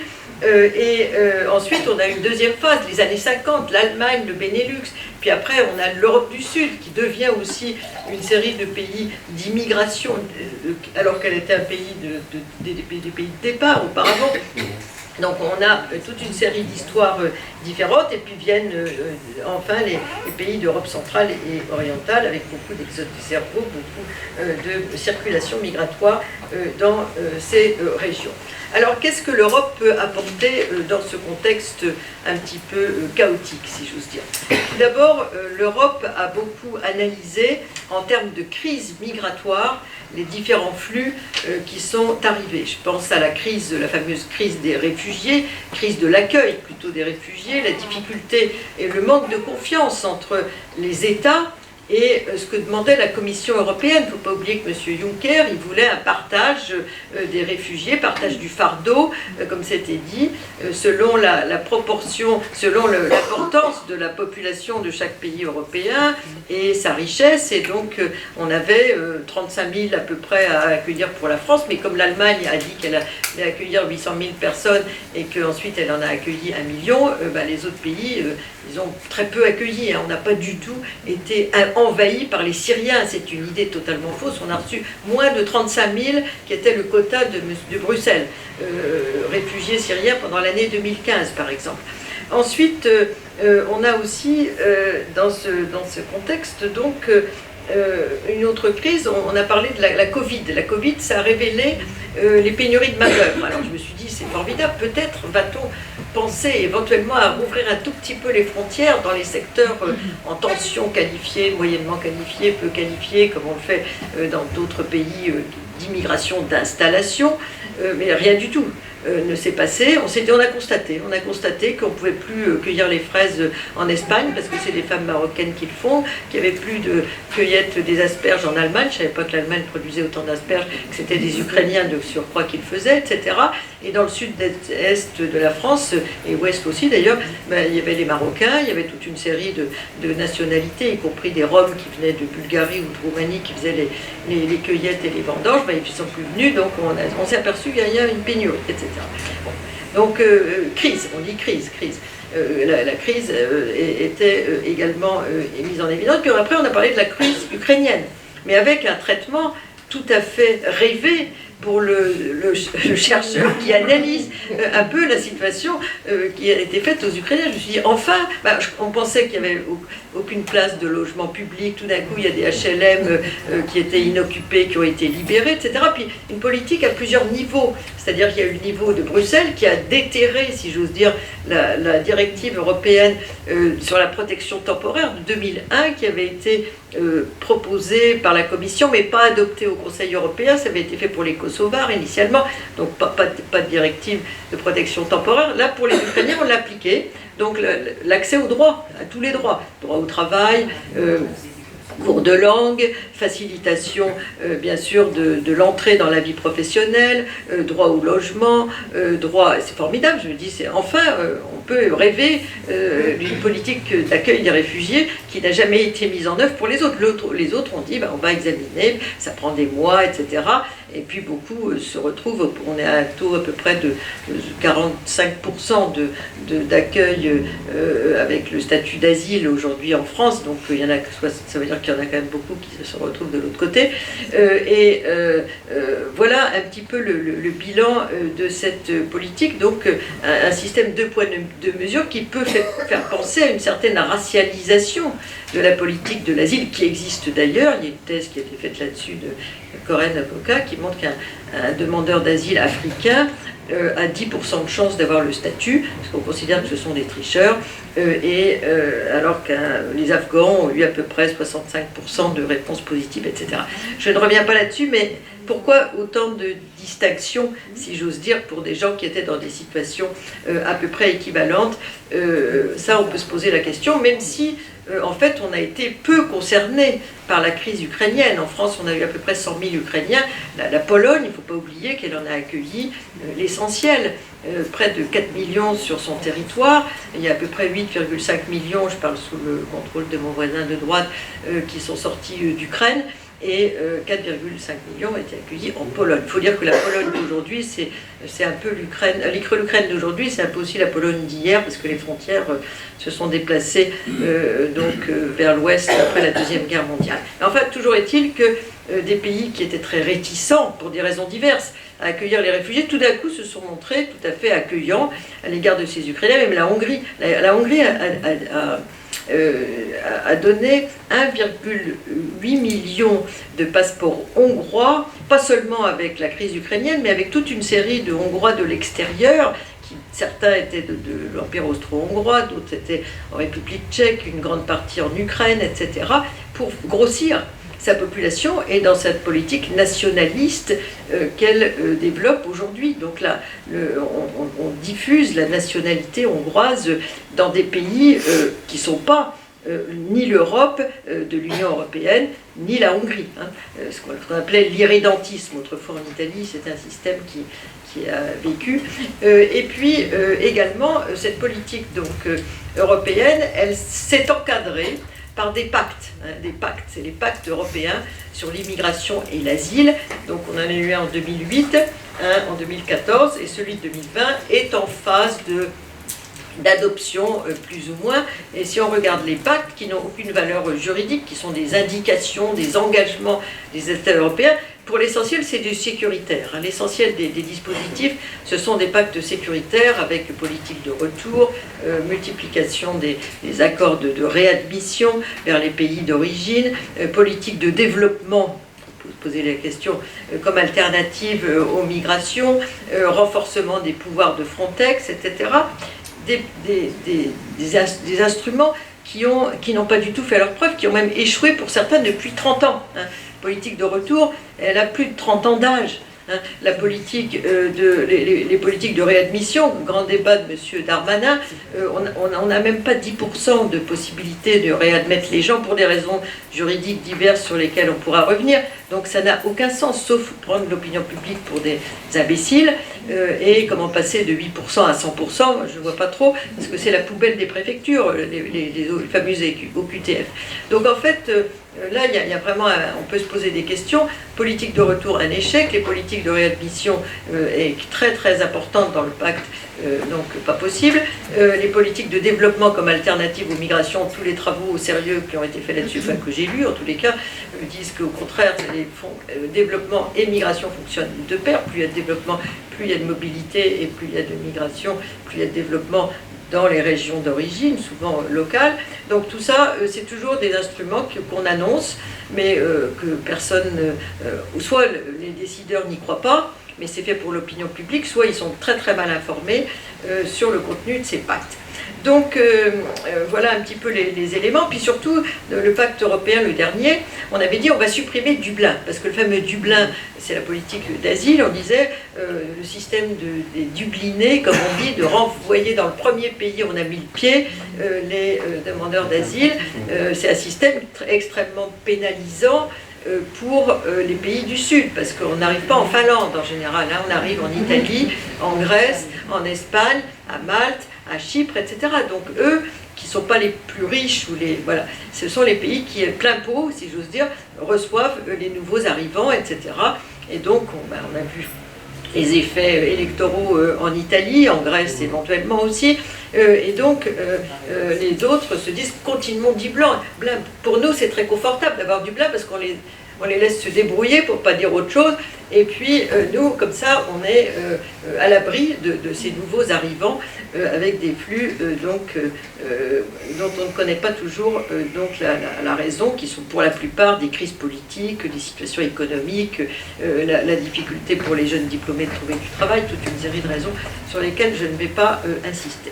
Alors, en fait, pour terminer là-dessus, que peut faire l'Europe? Tout d'abord, ce que je constate, c'est que pour l'instant, elle ne fait pas grand-chose. On est dans ce qu'appellent les anglo-saxons la path dependency, c'est-à-dire qu'on a la dépendance à l'égard d'une ligne qu'on s'est fixée sans aucune originalité, sans aucune créativité en termes de politique migratoire en la matière, et souvent coupée des autres mécanismes globaux, comme par exemple le pacte de Marrakech, qui est une tentative de réflexion globale avec des quantités d'acteurs multilatérales, dans le multilatéralisme, comme on dit, sur les politiques migratoires, dont le sous-titre est pour une immigration sûre, ordonnée, régulière. On en est très très loin en Europe. Et donc on est coupé de cela, en réalité, même si les pays européens ont pour la plupart signé le pacte de Marrakech, donc on est en infraction ou en contradiction avec ce pacte, l'essentiel des politiques migratoires, aussi bien à Bruxelles que dans beaucoup de pays européens, c'est la peur de l'opinion publique, la peur de ceux qui ont peur, etc. Alors on pourrait faire beaucoup mieux, et moi je pense qu'il faudrait d'abord remettre à plat toute la politique migratoire, parce qu'elle est complètement décalée par rapport à la réalité dans laquelle on se trouve. Tout à l'heure, on l'a évoqué avec le fait que beaucoup de pays européens soient devenus des pays d'immigration d'installation, et donc il faut réfléchir à ce qu'est une politique d'immigration d'installation.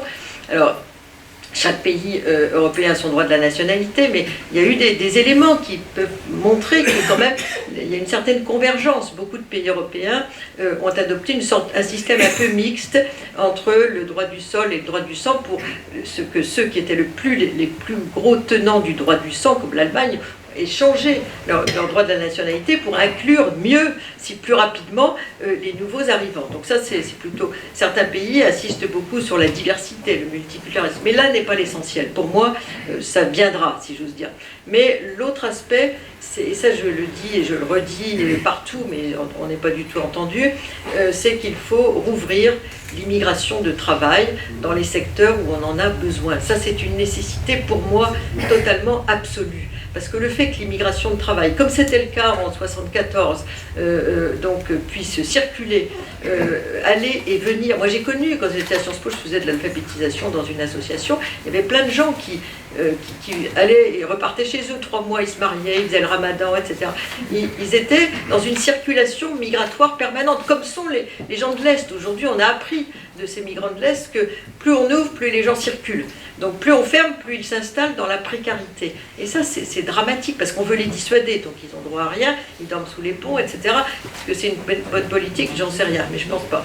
Et donc si on ouvre plus l'immigration de travail, ça va éviter l'engorgement de l'asile, parce qu'il y a des tas de gens qui demandent l'asile parce qu'ils n'ont pas d'autre possibilité d'entrer sans visa dans les pays européens. Donc les pays européens sont souvent débordés par la gestion de l'asile, avec un taux, autrefois, moi j'ai connu une période où 80% des gens, on n'en parlait même pas de l'asile dans les études migratoires, 80%, 90% des gens obtenaient le statut de réfugié, qui était considéré comme une reconnaissance, et 100% des Chiliens ont obtenu l'asile, il ne faut pas l'oublier, 95% des Vietnamiens, on n'allait pas regarder si individuellement ils avaient été persécutés ou ils avaient une crainte fondée de persécution, ce qui est la définition de la Convention de Genève. On y est allé par grand paquet, parce qu'on disait, alors là on faisait de la politique, c'était le monde communiste contre l'Occident généreux, etc. Mais enfin, quels que soient on avait une politique beaucoup plus ouverte à l'égard de l'asile, parce que c'était pas un sujet.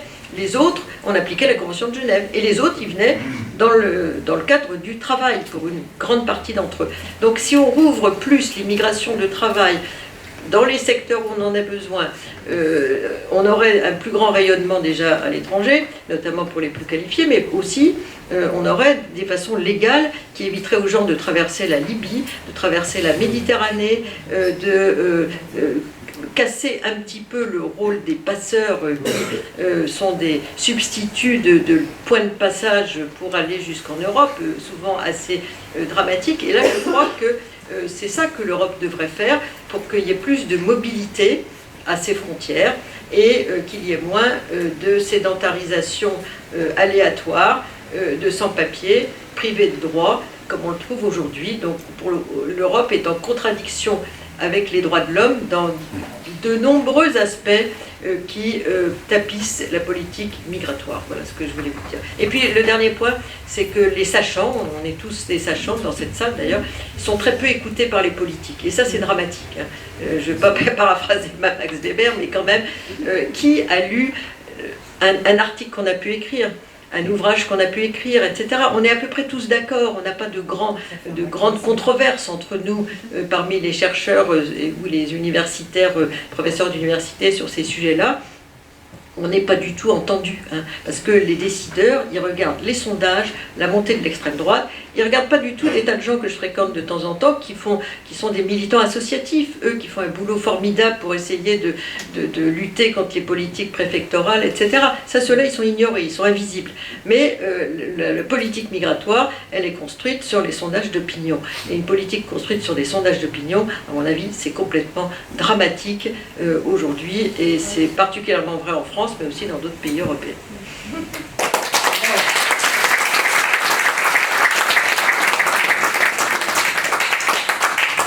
Patrick, Hervé, il y a des commentaires, non?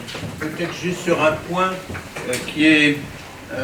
il y a un article à propos du respect des conventions internationales. Il me semble que c'est l'article 13 de la Déclaration internationale des droits de l'homme qui dit « Toute personne a le droit de quitter son pays. » Un pays, y compris le sien. Y compris le sien. Autrement dit, quand on fait des trucs, les accords du Touquet sont des accords illégaux.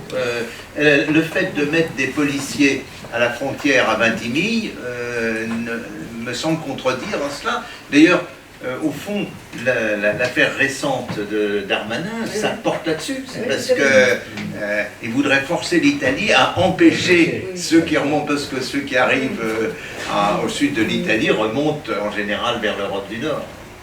Est-ce que... Oui, alors moi j'ai enseigné à Milan l'an dernier pendant 3 mois à l'Université d'État.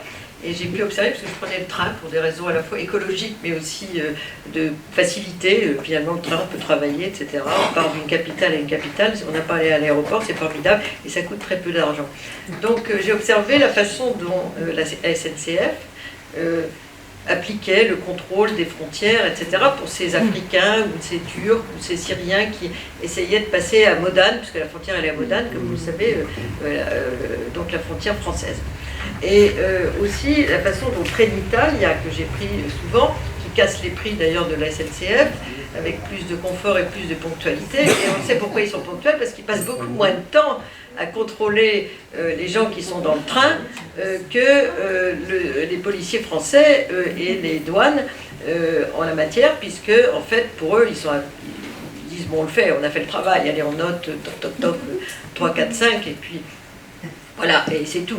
Mais je pense qu'il n'y a pas un excès de zèle total de la part du gouvernement italien et de son instrument qui est le train, Trenitalia, pour le contrôle de la frontière. Et ça, j'ai remarqué, et ils disent toujours, quand on arrive gare de Lyon, et on est à l'heure. Parce que la France met 20 minutes à chercher les gens, les faire sortir, etc. Donc voilà, c'est un exemple de différenciation. Et pour les accords du Touquet, on est quand même le seul pays européen à être payé pour contrôler la frontière pour le compte d'un autre pays européen. Et donc ça, c'est quand même... C'est ce qu'on demande aux pays du Sud, hein, les fameux, le containment. Bon, et ça, c'est quand même... ils ont été renouvelés, ces accords du Touquet, ils ont 20 ans, l'année dernière, en 2022. Alors, je m'excuse, mais ça c'est pas mal de se comparer, parce qu'il faut comparer par exemple avec les États-Unis. Alors prenons l'exemple des États-Unis. Aux États-Unis, le gouvernement n'a pas le droit de faire de régularisation. La régulation est interdite. Chez nous, on régularise entre 30 et 50 000 personnes par an. En France, l'Allemagne régularise, l'Angleterre régularise, donc on est... L'Italie, donc on a le droit de régulariser. Aux États-Unis, aujourd'hui, il y a des millions, des dizaines, je pense des dizaines de millions, de 10 millions. Plus que 10 millions, 20 millions, 25 millions, je pense, d'étrangers en situation irrégulière qui n'ont pas le droit d'être régularisés. Parce que le Congrès a passé la loi en disant c'est interdit. Chez nous, c'est l'inverse. On a des mécanismes de régularisation. Non mais attendez, arrêtons de parler de la circulaire 20. La circulaire 20, c'est l'application de la loi. Oui, c'est la loi qui permet la régularisation. Donc c'est la loi qui permet 8 ou 9 catégories de régularisation. Donc on est certes, c'est terrible l'Europe, etc., mais on peut régulariser des étrangers en situation régulière, ce que ne peut pas faire l'Amérique. Bon. Les accords du Touquet, ça ressemble, je sais pas, je suis sûr que vous avez eu à passer la frontière entre le Canada et les États-Unis, c'est pareil, quand on va du Canada aux États-Unis, on passe la frontière américaine au Canada. Donc c'est le même principe, c'est-à-dire qu'en réalité, c'est des accords qui permettent, en fait, à nous qui voyageons parfois vers Londres, de ne pas faire la queue, d'attendre des heures et des heures à Londres, parce qu'on a été contrôlé au départ de Paris. Donc c'est censé faciliter la fluidité des... Et l'accord de Touquet, c'est pas que sur Calais, c'est aussi sur la circulation massive dans le tunnel sous la Manche. Donc, voilà, je dirais que le vrai problème, moi je dis presque quelque part, au moins avec l'Angleterre on discute. Avec les Italiens, c'est même pas le cas. Je veux dire, les Italiens, c'est catastrophique.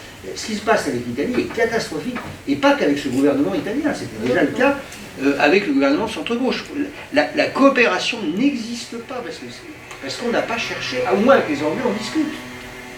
Avec les Italiens qui sont dans l'Europe, les Espagnols, les Allemands, on ne discute pas. Alors il y a un point que je voulais évoquer, et je pense qu'Hervé le connaît, ça a été la catastrophe, je dirais, sous l'influence de Mme Tribala et de l'extrême droite démographique, du changement de calcul de l'immigration, qui contribue au nationalisme que... Absolument. Parce que nous sommes, si on continue la comparaison avec le continent américain, nous avons la particularité d'avoir mis les étudiants comme immigrés. Ce qui, évidemment, dans des pays comme nous, qui accueillons beaucoup d'étudiants, donne le sentiment que nous accueillons tout d'un coup.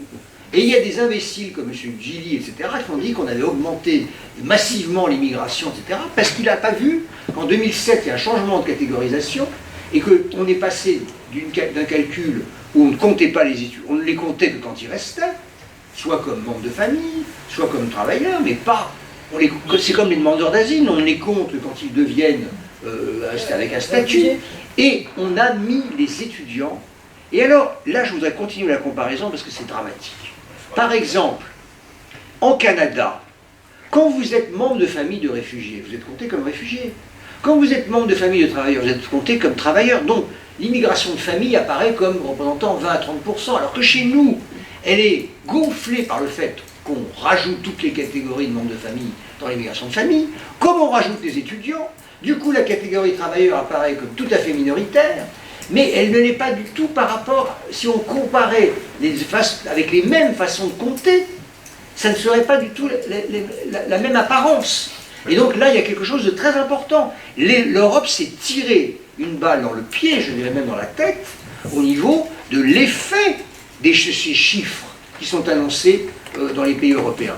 Oui, peut-être juste un mot, justement, très rapide, c'est que les Eurostat et l'OCDE ne comptent pas... De la même manière. Non, ils ne comptent pas les étudiants. Oui, mais l'Union européenne les compte. L'Union européenne les compte. Eurostat, Ah si. non, oui. L'Union européenne, il y a une directive qui nous force à mettre les étudiants dans les chiffres de l'immigration. Et d'ailleurs maintenant, c'est ce qui se passe. Mais la seule, moi j'ai présidé le groupe des statistiques de l'immigration pendant 6 ans, la seule institution qui soutenait, c'était l'INED. C'était l'INED, tout le monde était contre. Oui, mais et maintenant, peut-être le plus grave dans cette histoire de chiffres, c'est la personne qui dirige l'Office français de l'immigration et de l'intégration, Didier Lesky, affirme que le chiffre d'entrée est 400 000 personnes par an. C'est-à-dire non seulement il compte mais il l'a fait à la télévision, non seulement il compte les étudiants, mais il y ajoute tous les demandeurs d'asile. Ce qui crée des doubles comptes dans tous les sens. On va vous écouter. Mais oui, à vous, monsieur. Merci pour cette respiration, pas seulement intellectuelle, mais politique, sur une question qui me tient à cœur parce que je suis un ancien réfugié politique et je suis parfaitement intégré dans cette France que j'adore, mais pas tous les aspects. Je fais la remarque, pas tous les aspects, et qui me préoccupe énormément sur la montée de l'extrême droite. Et il y a un aspect que vous n'avez pas évoqué, parce que évidemment ça mérite aussi question de temps, c'est la question culturelle que vous avez évoquée dans la présentation. Et je voulais justement faire un petit commentaire. L'année dernière, j'ai eu l'honneur d'éditer un livre qui s'appelle Exil. C'est 56 récits des exilés argentins en France. Et il y avait un mot que mon amie historienne Diana Quattrochi-Boisson a trouvé comme titre d'introduction des passeurs culturels. Et je pense que c'est un concept très intéressant qu'il faudrait intégrer dans les discussions sur les problèmes des étrangers, de l'intégration des immigrés, etc. Et qui se voit aussi dans tous les aspects de la littérature, la musique et même le foot. Bon, je reconnais que j'ai appris l'Argentine, je suis vraiment désolé, mais c'est très intéressant aussi d'aborder cet aspect, mais je vous remercie de vos expositions parce que c'est très enrichissant. On est évidemment d'accord avec vous à cette tribune. Il faudrait y consacrer une autre séance, mais que la culture doit être présente dans ces échanges politiques et institutionnels, c'est absolument nécessaire. Et nous sommes habités tous par ça. Voilà, je ne peux que vous apporter cet élément de confort à ce que vous dites, mais c'est évidemment capital. Capital. Je dois dire que pour ce qui est de la France, que je connais le mieux dans ce cadre-là, le travail des échanges, le travail institutionnel, le travail des éditeurs, le travail des créateurs, le travail de la Maison de l'Amérique latine contribue pour beaucoup à faire de ce pays une terre tout de même attrayante, qui est encore un pôle, qui représente quelque chose. Et c'est quelque chose, bien sûr, qu'il nous faut conforter et sur lequel peut-être il nous faut nous appuyer pour exiger des puissances politiques, des puissances des partis politiques, des mouvements politiques, associatifs, des diverses causes représentées ici ou là, qu'elles prennent en considération cette dimension-là. C'est-à-dire que les écrivains soient associés, que les créateurs d'art plastique soient présents là où se posent ces questions politiques qui sont fondamentales. Parce que tout ce qu'on a dit à la tribune, mine de rien, c'est-à-dire le constat d'impuissance relative, parce que tout de même Hervé a marqué un certain nombre de réussites, que Patrick a montré qu'au fond, un changement était possible, et que Catherine a également installé dans le cadre européen des choses réalisables et qui n'appellent pas tant de complexité que cela. Je pense que tous ces phénomènes qui mériteraient coagulation, qui mériteraient exposition en quelque sorte politique, ça passe aussi, et même peut-être principalement, par l'engagement des intellectuels et la présence des intellectuels dans ce segment-là de l'action publique. Est-ce qu'il y a d'autres questions? Oui, bonjour, oui, et bonjour. merci de l'organisation de cet événement. Et une question simple. Madame a évoqué les pactes bilatéraux qui se font. Pas multilatéraux. Multilatéraux. Et la question que je pose, est-ce que des pays influenceurs comme les Américains ne sont pas pour rien dans tous ces pactes qui se succèdent les uns aux autres? Je ne pense pas parce que, disons que les pays, les gros pays d'immigration en Europe, dont fait partie la France, l'Allemagne, etc., ont eu quand même un rôle relativement important, mais aussi des pays comme l'Italie et le Royaume-Uni, quand ils faisaient partie de l'Union européenne, ont quand même joué un rôle moteur, et puis quelques pays d'Europe du Nord qui ont changé d'ailleurs de politique assez brutalement, ont eu un rôle. Donc l'Europe de l'Ouest, pour simplifier. Mais comme les pays européens ne se considèrent pas comme pays d'immigration, les États-Unis ont une toute autre politique et n'ont pas d'influence là-dessus. Moi j'aurais tendance à le dire comme ça. Ce qui a pu avoir un peu d'influence, c'est sur les politiques d'intégration, la lutte contre les discriminations, etc. Ça, c'est largement importé, heureusement d'ailleurs, du Royaume-Uni, des États-Unis, du Canada. Le Canada a eu peut-être plus d'influence, même s'il n'a pas réussi, pour imposer précisément de rouvrir les frontières à l'immigration de travail. Mais le Canada, comme je disais, vend un peu sa formule, puisqu'il se considère comme le meilleur pays d'immigration au monde, et il en fait une sorte de diplomatie. Donc il a pu avoir une influence, mais en termes d'idées, mais pas du tout de réalisation, puisque ce que je vous dis à la lecture des 3 pactes, le sécuritaire domine pour l'essentiel. Donc j'aurais tendance à dire que l'influence américaine là-dessus n'est pas vraiment majeure. Je pose la question par rapport à ce que vous avez dit vous-même, ça veut dire par rapport à la migration ukrainienne et deux poids, deux mesures. Et je connais quelqu'un qui s'occupe de l'accueil des réfugiés, des Africains et aussi de l'Ukraine. Bon, pour les Ukrainiens, tout est permis. Pour un pauvre Afghan persécuté, blessé, vraiment un réfugié politique qui a tout pour être accueilli, non. Ou s'il arrive à passer, et dans des conditions, oui, vous rentrez et débrouillez-vous comme vous voulez, comme vous pouvez. Mais ça, je l'ai vu aussi de mes propres yeux. Ça veut dire que ce n'est pas des questions institutionnelles. Mais ce n'est pas l'influence américaine, ça, c'est les choix de type ethnique, voilà. Mais je parle de l'influence américaine parce que dans l'histoire d'Ukraine, s'il y a des gagnants, c'est l'Amérique. Ça, il ne faut pas... S'il y a un gagnant dans toute cette guerre contre l'Ukraine, c'est l'Amérique. On verra. La voie de vie commerciale, c'est déjà fait. Ce qui perd, c'est la France. La question suivante. La France a perdu la voie de vie économique. Bonsoir, je voudrais faire un commentaire si vous le permettez. J'adhère tout à fait à ce qui vient d'être dit, comme la culture comme un vecteur d'intégration dans un pays. Et je suis l'exemple même aussi de couples mixtes, comme aussi une possibilité d'intégration à ce beau pays qui est la France. Et j'ai haï les termes assimilation parce que c'est blessant, je préfère le terme intégration. Voilà, et pour finir, puisque je fais un commentaire, vraiment chapeau à la Maison de l'Amérique latine, parce que dans le cadre de l'action France-Équateur, quand je suis le président, toujours les portes ont été ouvertes pour ces échanges culturels entre la France, l'Équateur, l'Amérique latine et la France.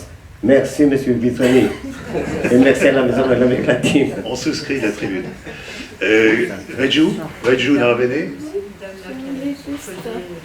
Ah, il y a une question là-bas. Oui, bonsoir.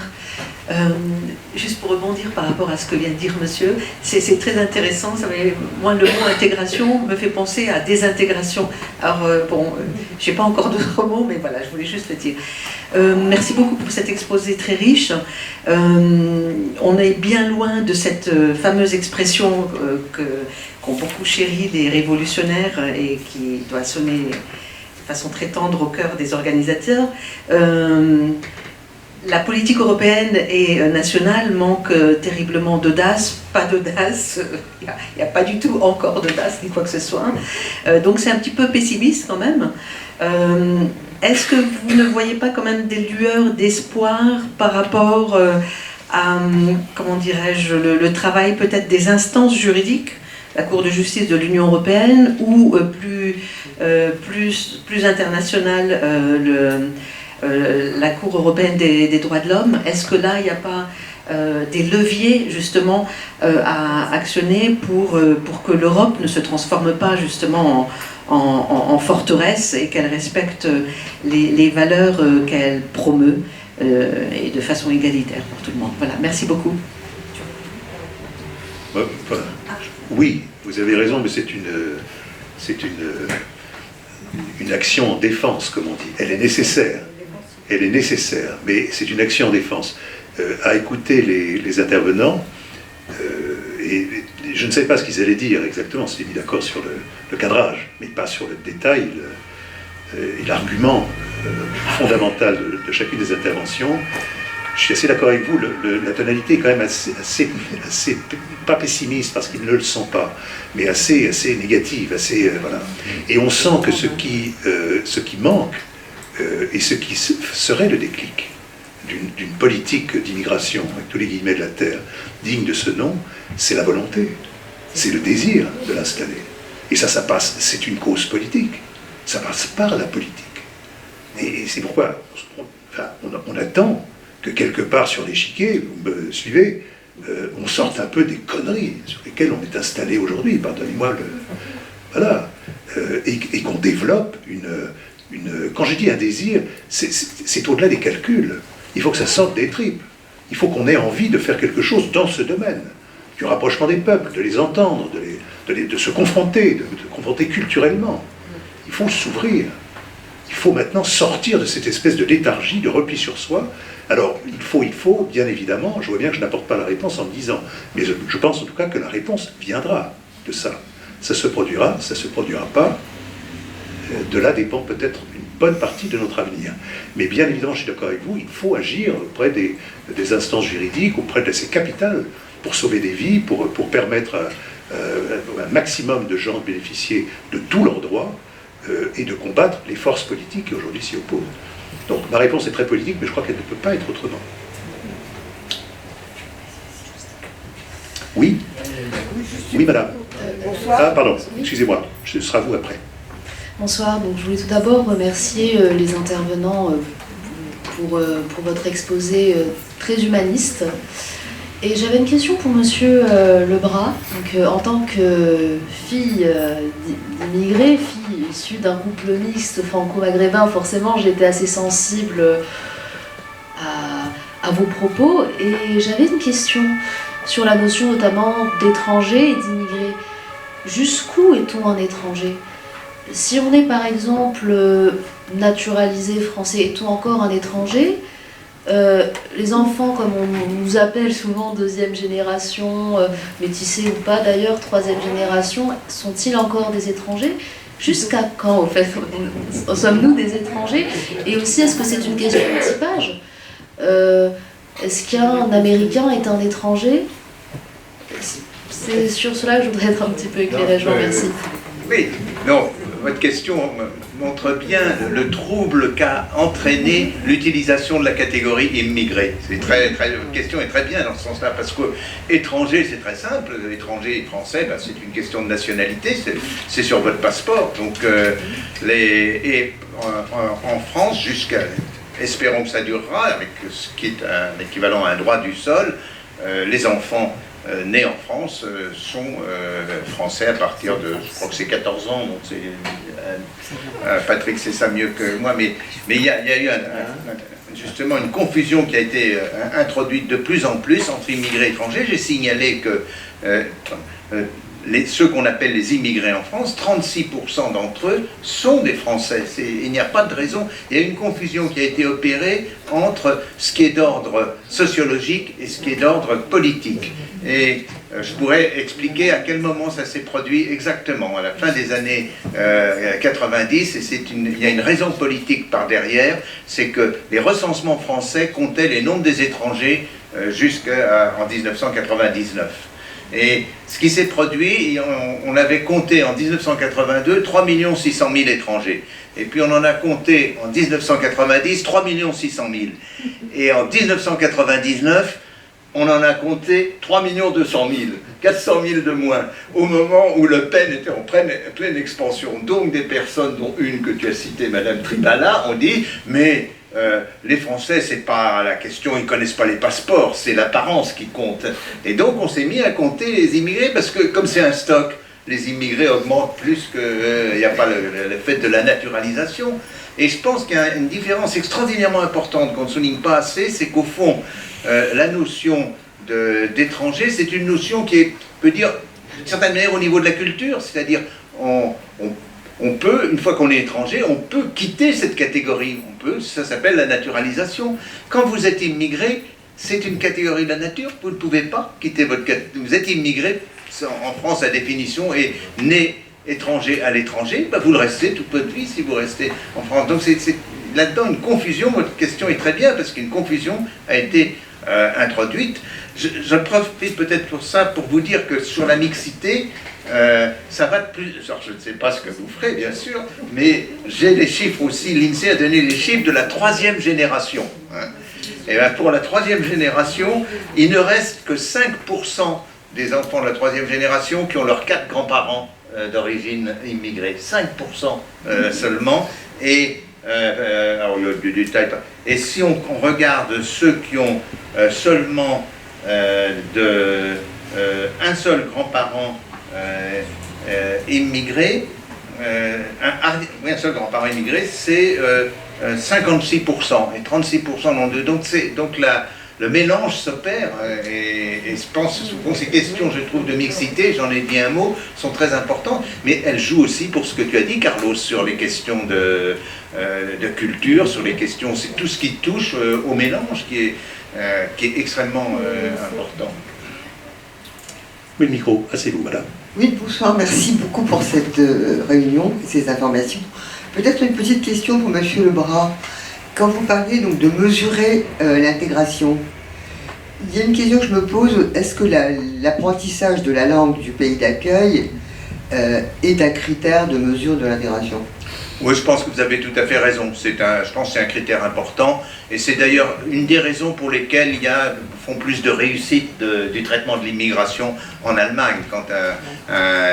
Alors il y a une raison historique, c'est qu'en France, comme une grosse partie de l'immigration à partir des années 60 venait des anciennes, et encore maintenant, des anciennes colonies, on suppose qu'ils parlent plus ou moins français. Et donc il n'y a pas eu un effort important qui a été dans la direction de la langue.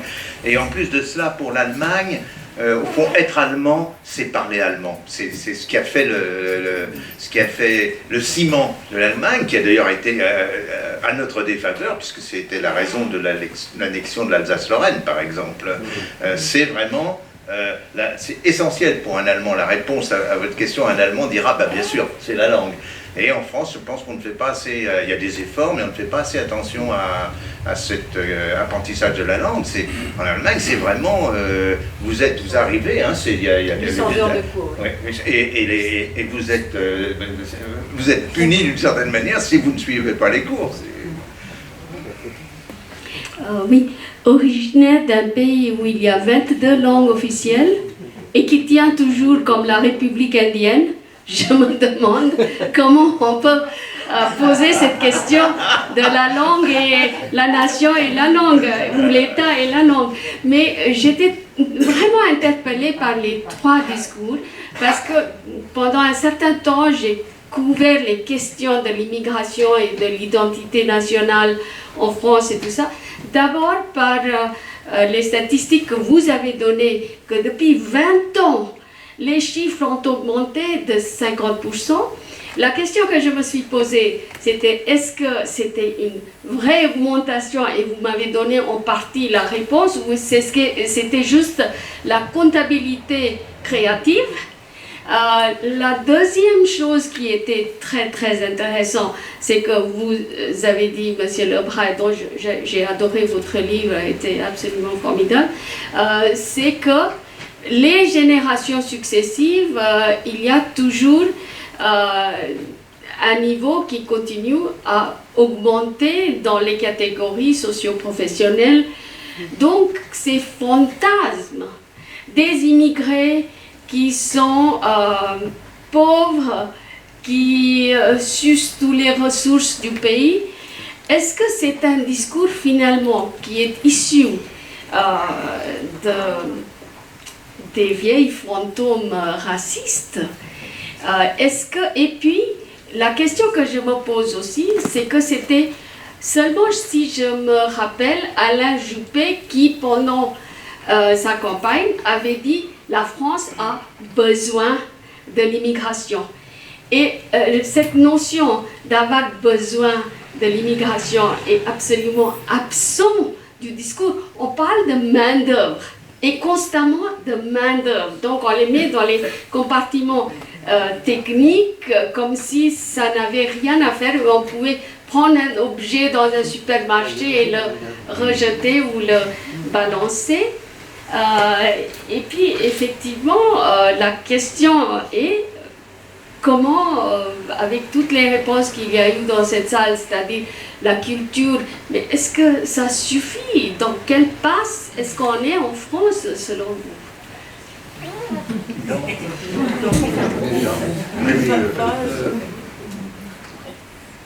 Si c'était nous qui avions la majorité dans le pays, on voit quelle politique on ferait, mais ce n'est pas le cas.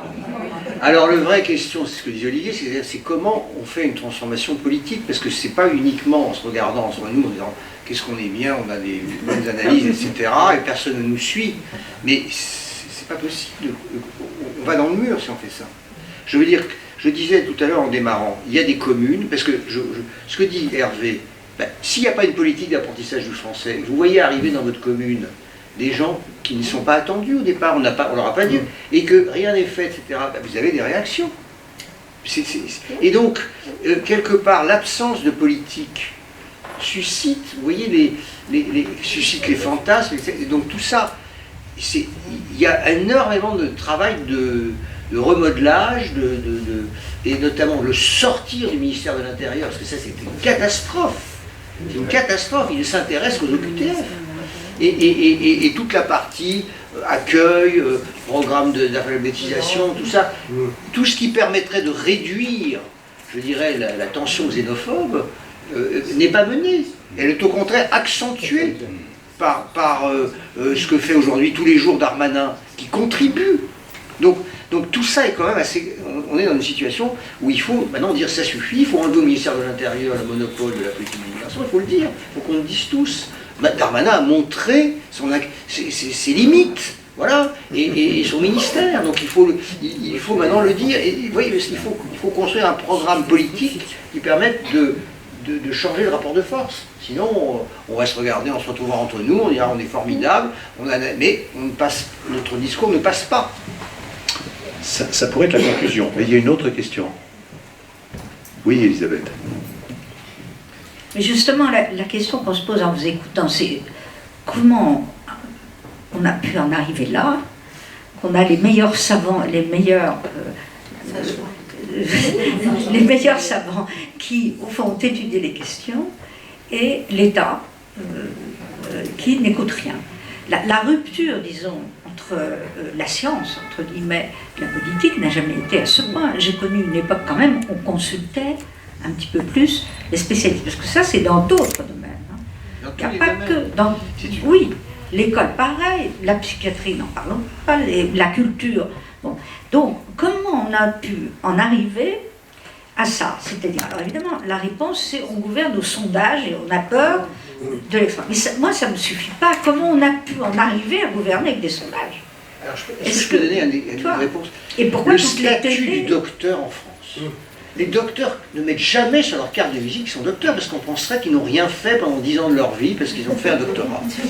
Quand vous êtes italien, allemand, anglais, américain, vous mettez docteur. En France, je ne connais pas des docteurs qui, s'ils ne sont pas professeurs, mettent juste docteur. Parce que c'est quelque part... et j'ai encore récemment l'exemple d'un jeune qui cherche du travail, et on lui a dit, mais vous avez fait un doctorat, mais est-ce que vous savez répondre rapidement à des questions? C'est insensé.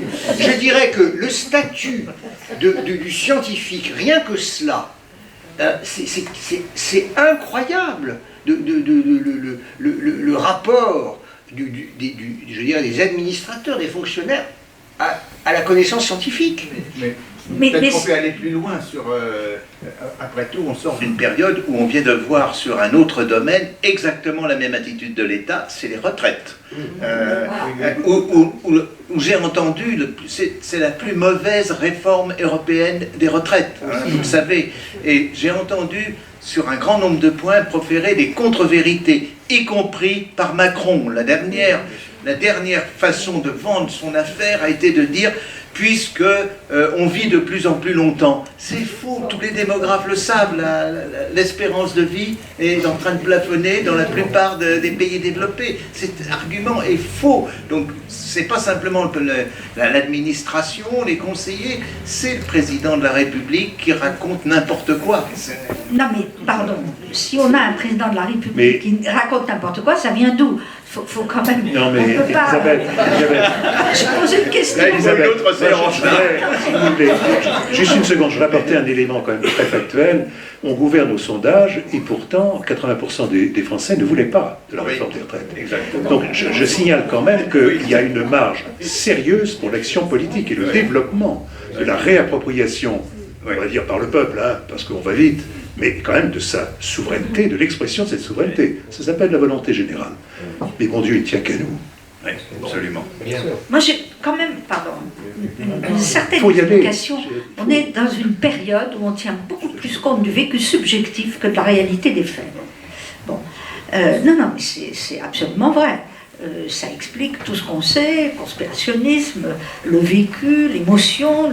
Moi, je dis que, moi j'étais là le jour de la libération de Paris et j'ai vu comment ça se passait et je sais beaucoup mieux que n'importe quel historien le dire. Donc je crois qu'on est quand même dans une période, ça fait quand même 25 ans que ça dure, hein, où on fait venir comme témoin de science quelqu'un qui a vécu une situation. Cette situation n'est pas représentative de l'objectivité donc c'est un autre débat. Je crois que ce serait d'ailleurs un très très beau débat auquel il faut donner forme, mais c'est sûr. Mais pour l'heure, je pense qu'il va falloir songer à nous séparer. Non, mais c'est évident. Non, mais disons que c'est une caractéristique de l'extrême droite de transformer un cas particulier en caractère général. Ça, c'est systématique. Oui. Pas seulement de l'extrême droite.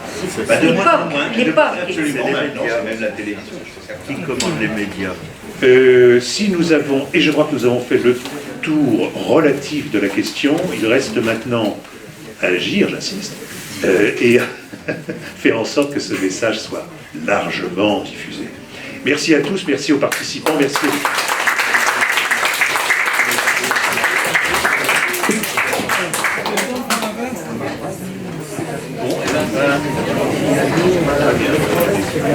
Ça a l'air de peut-être pouvoir.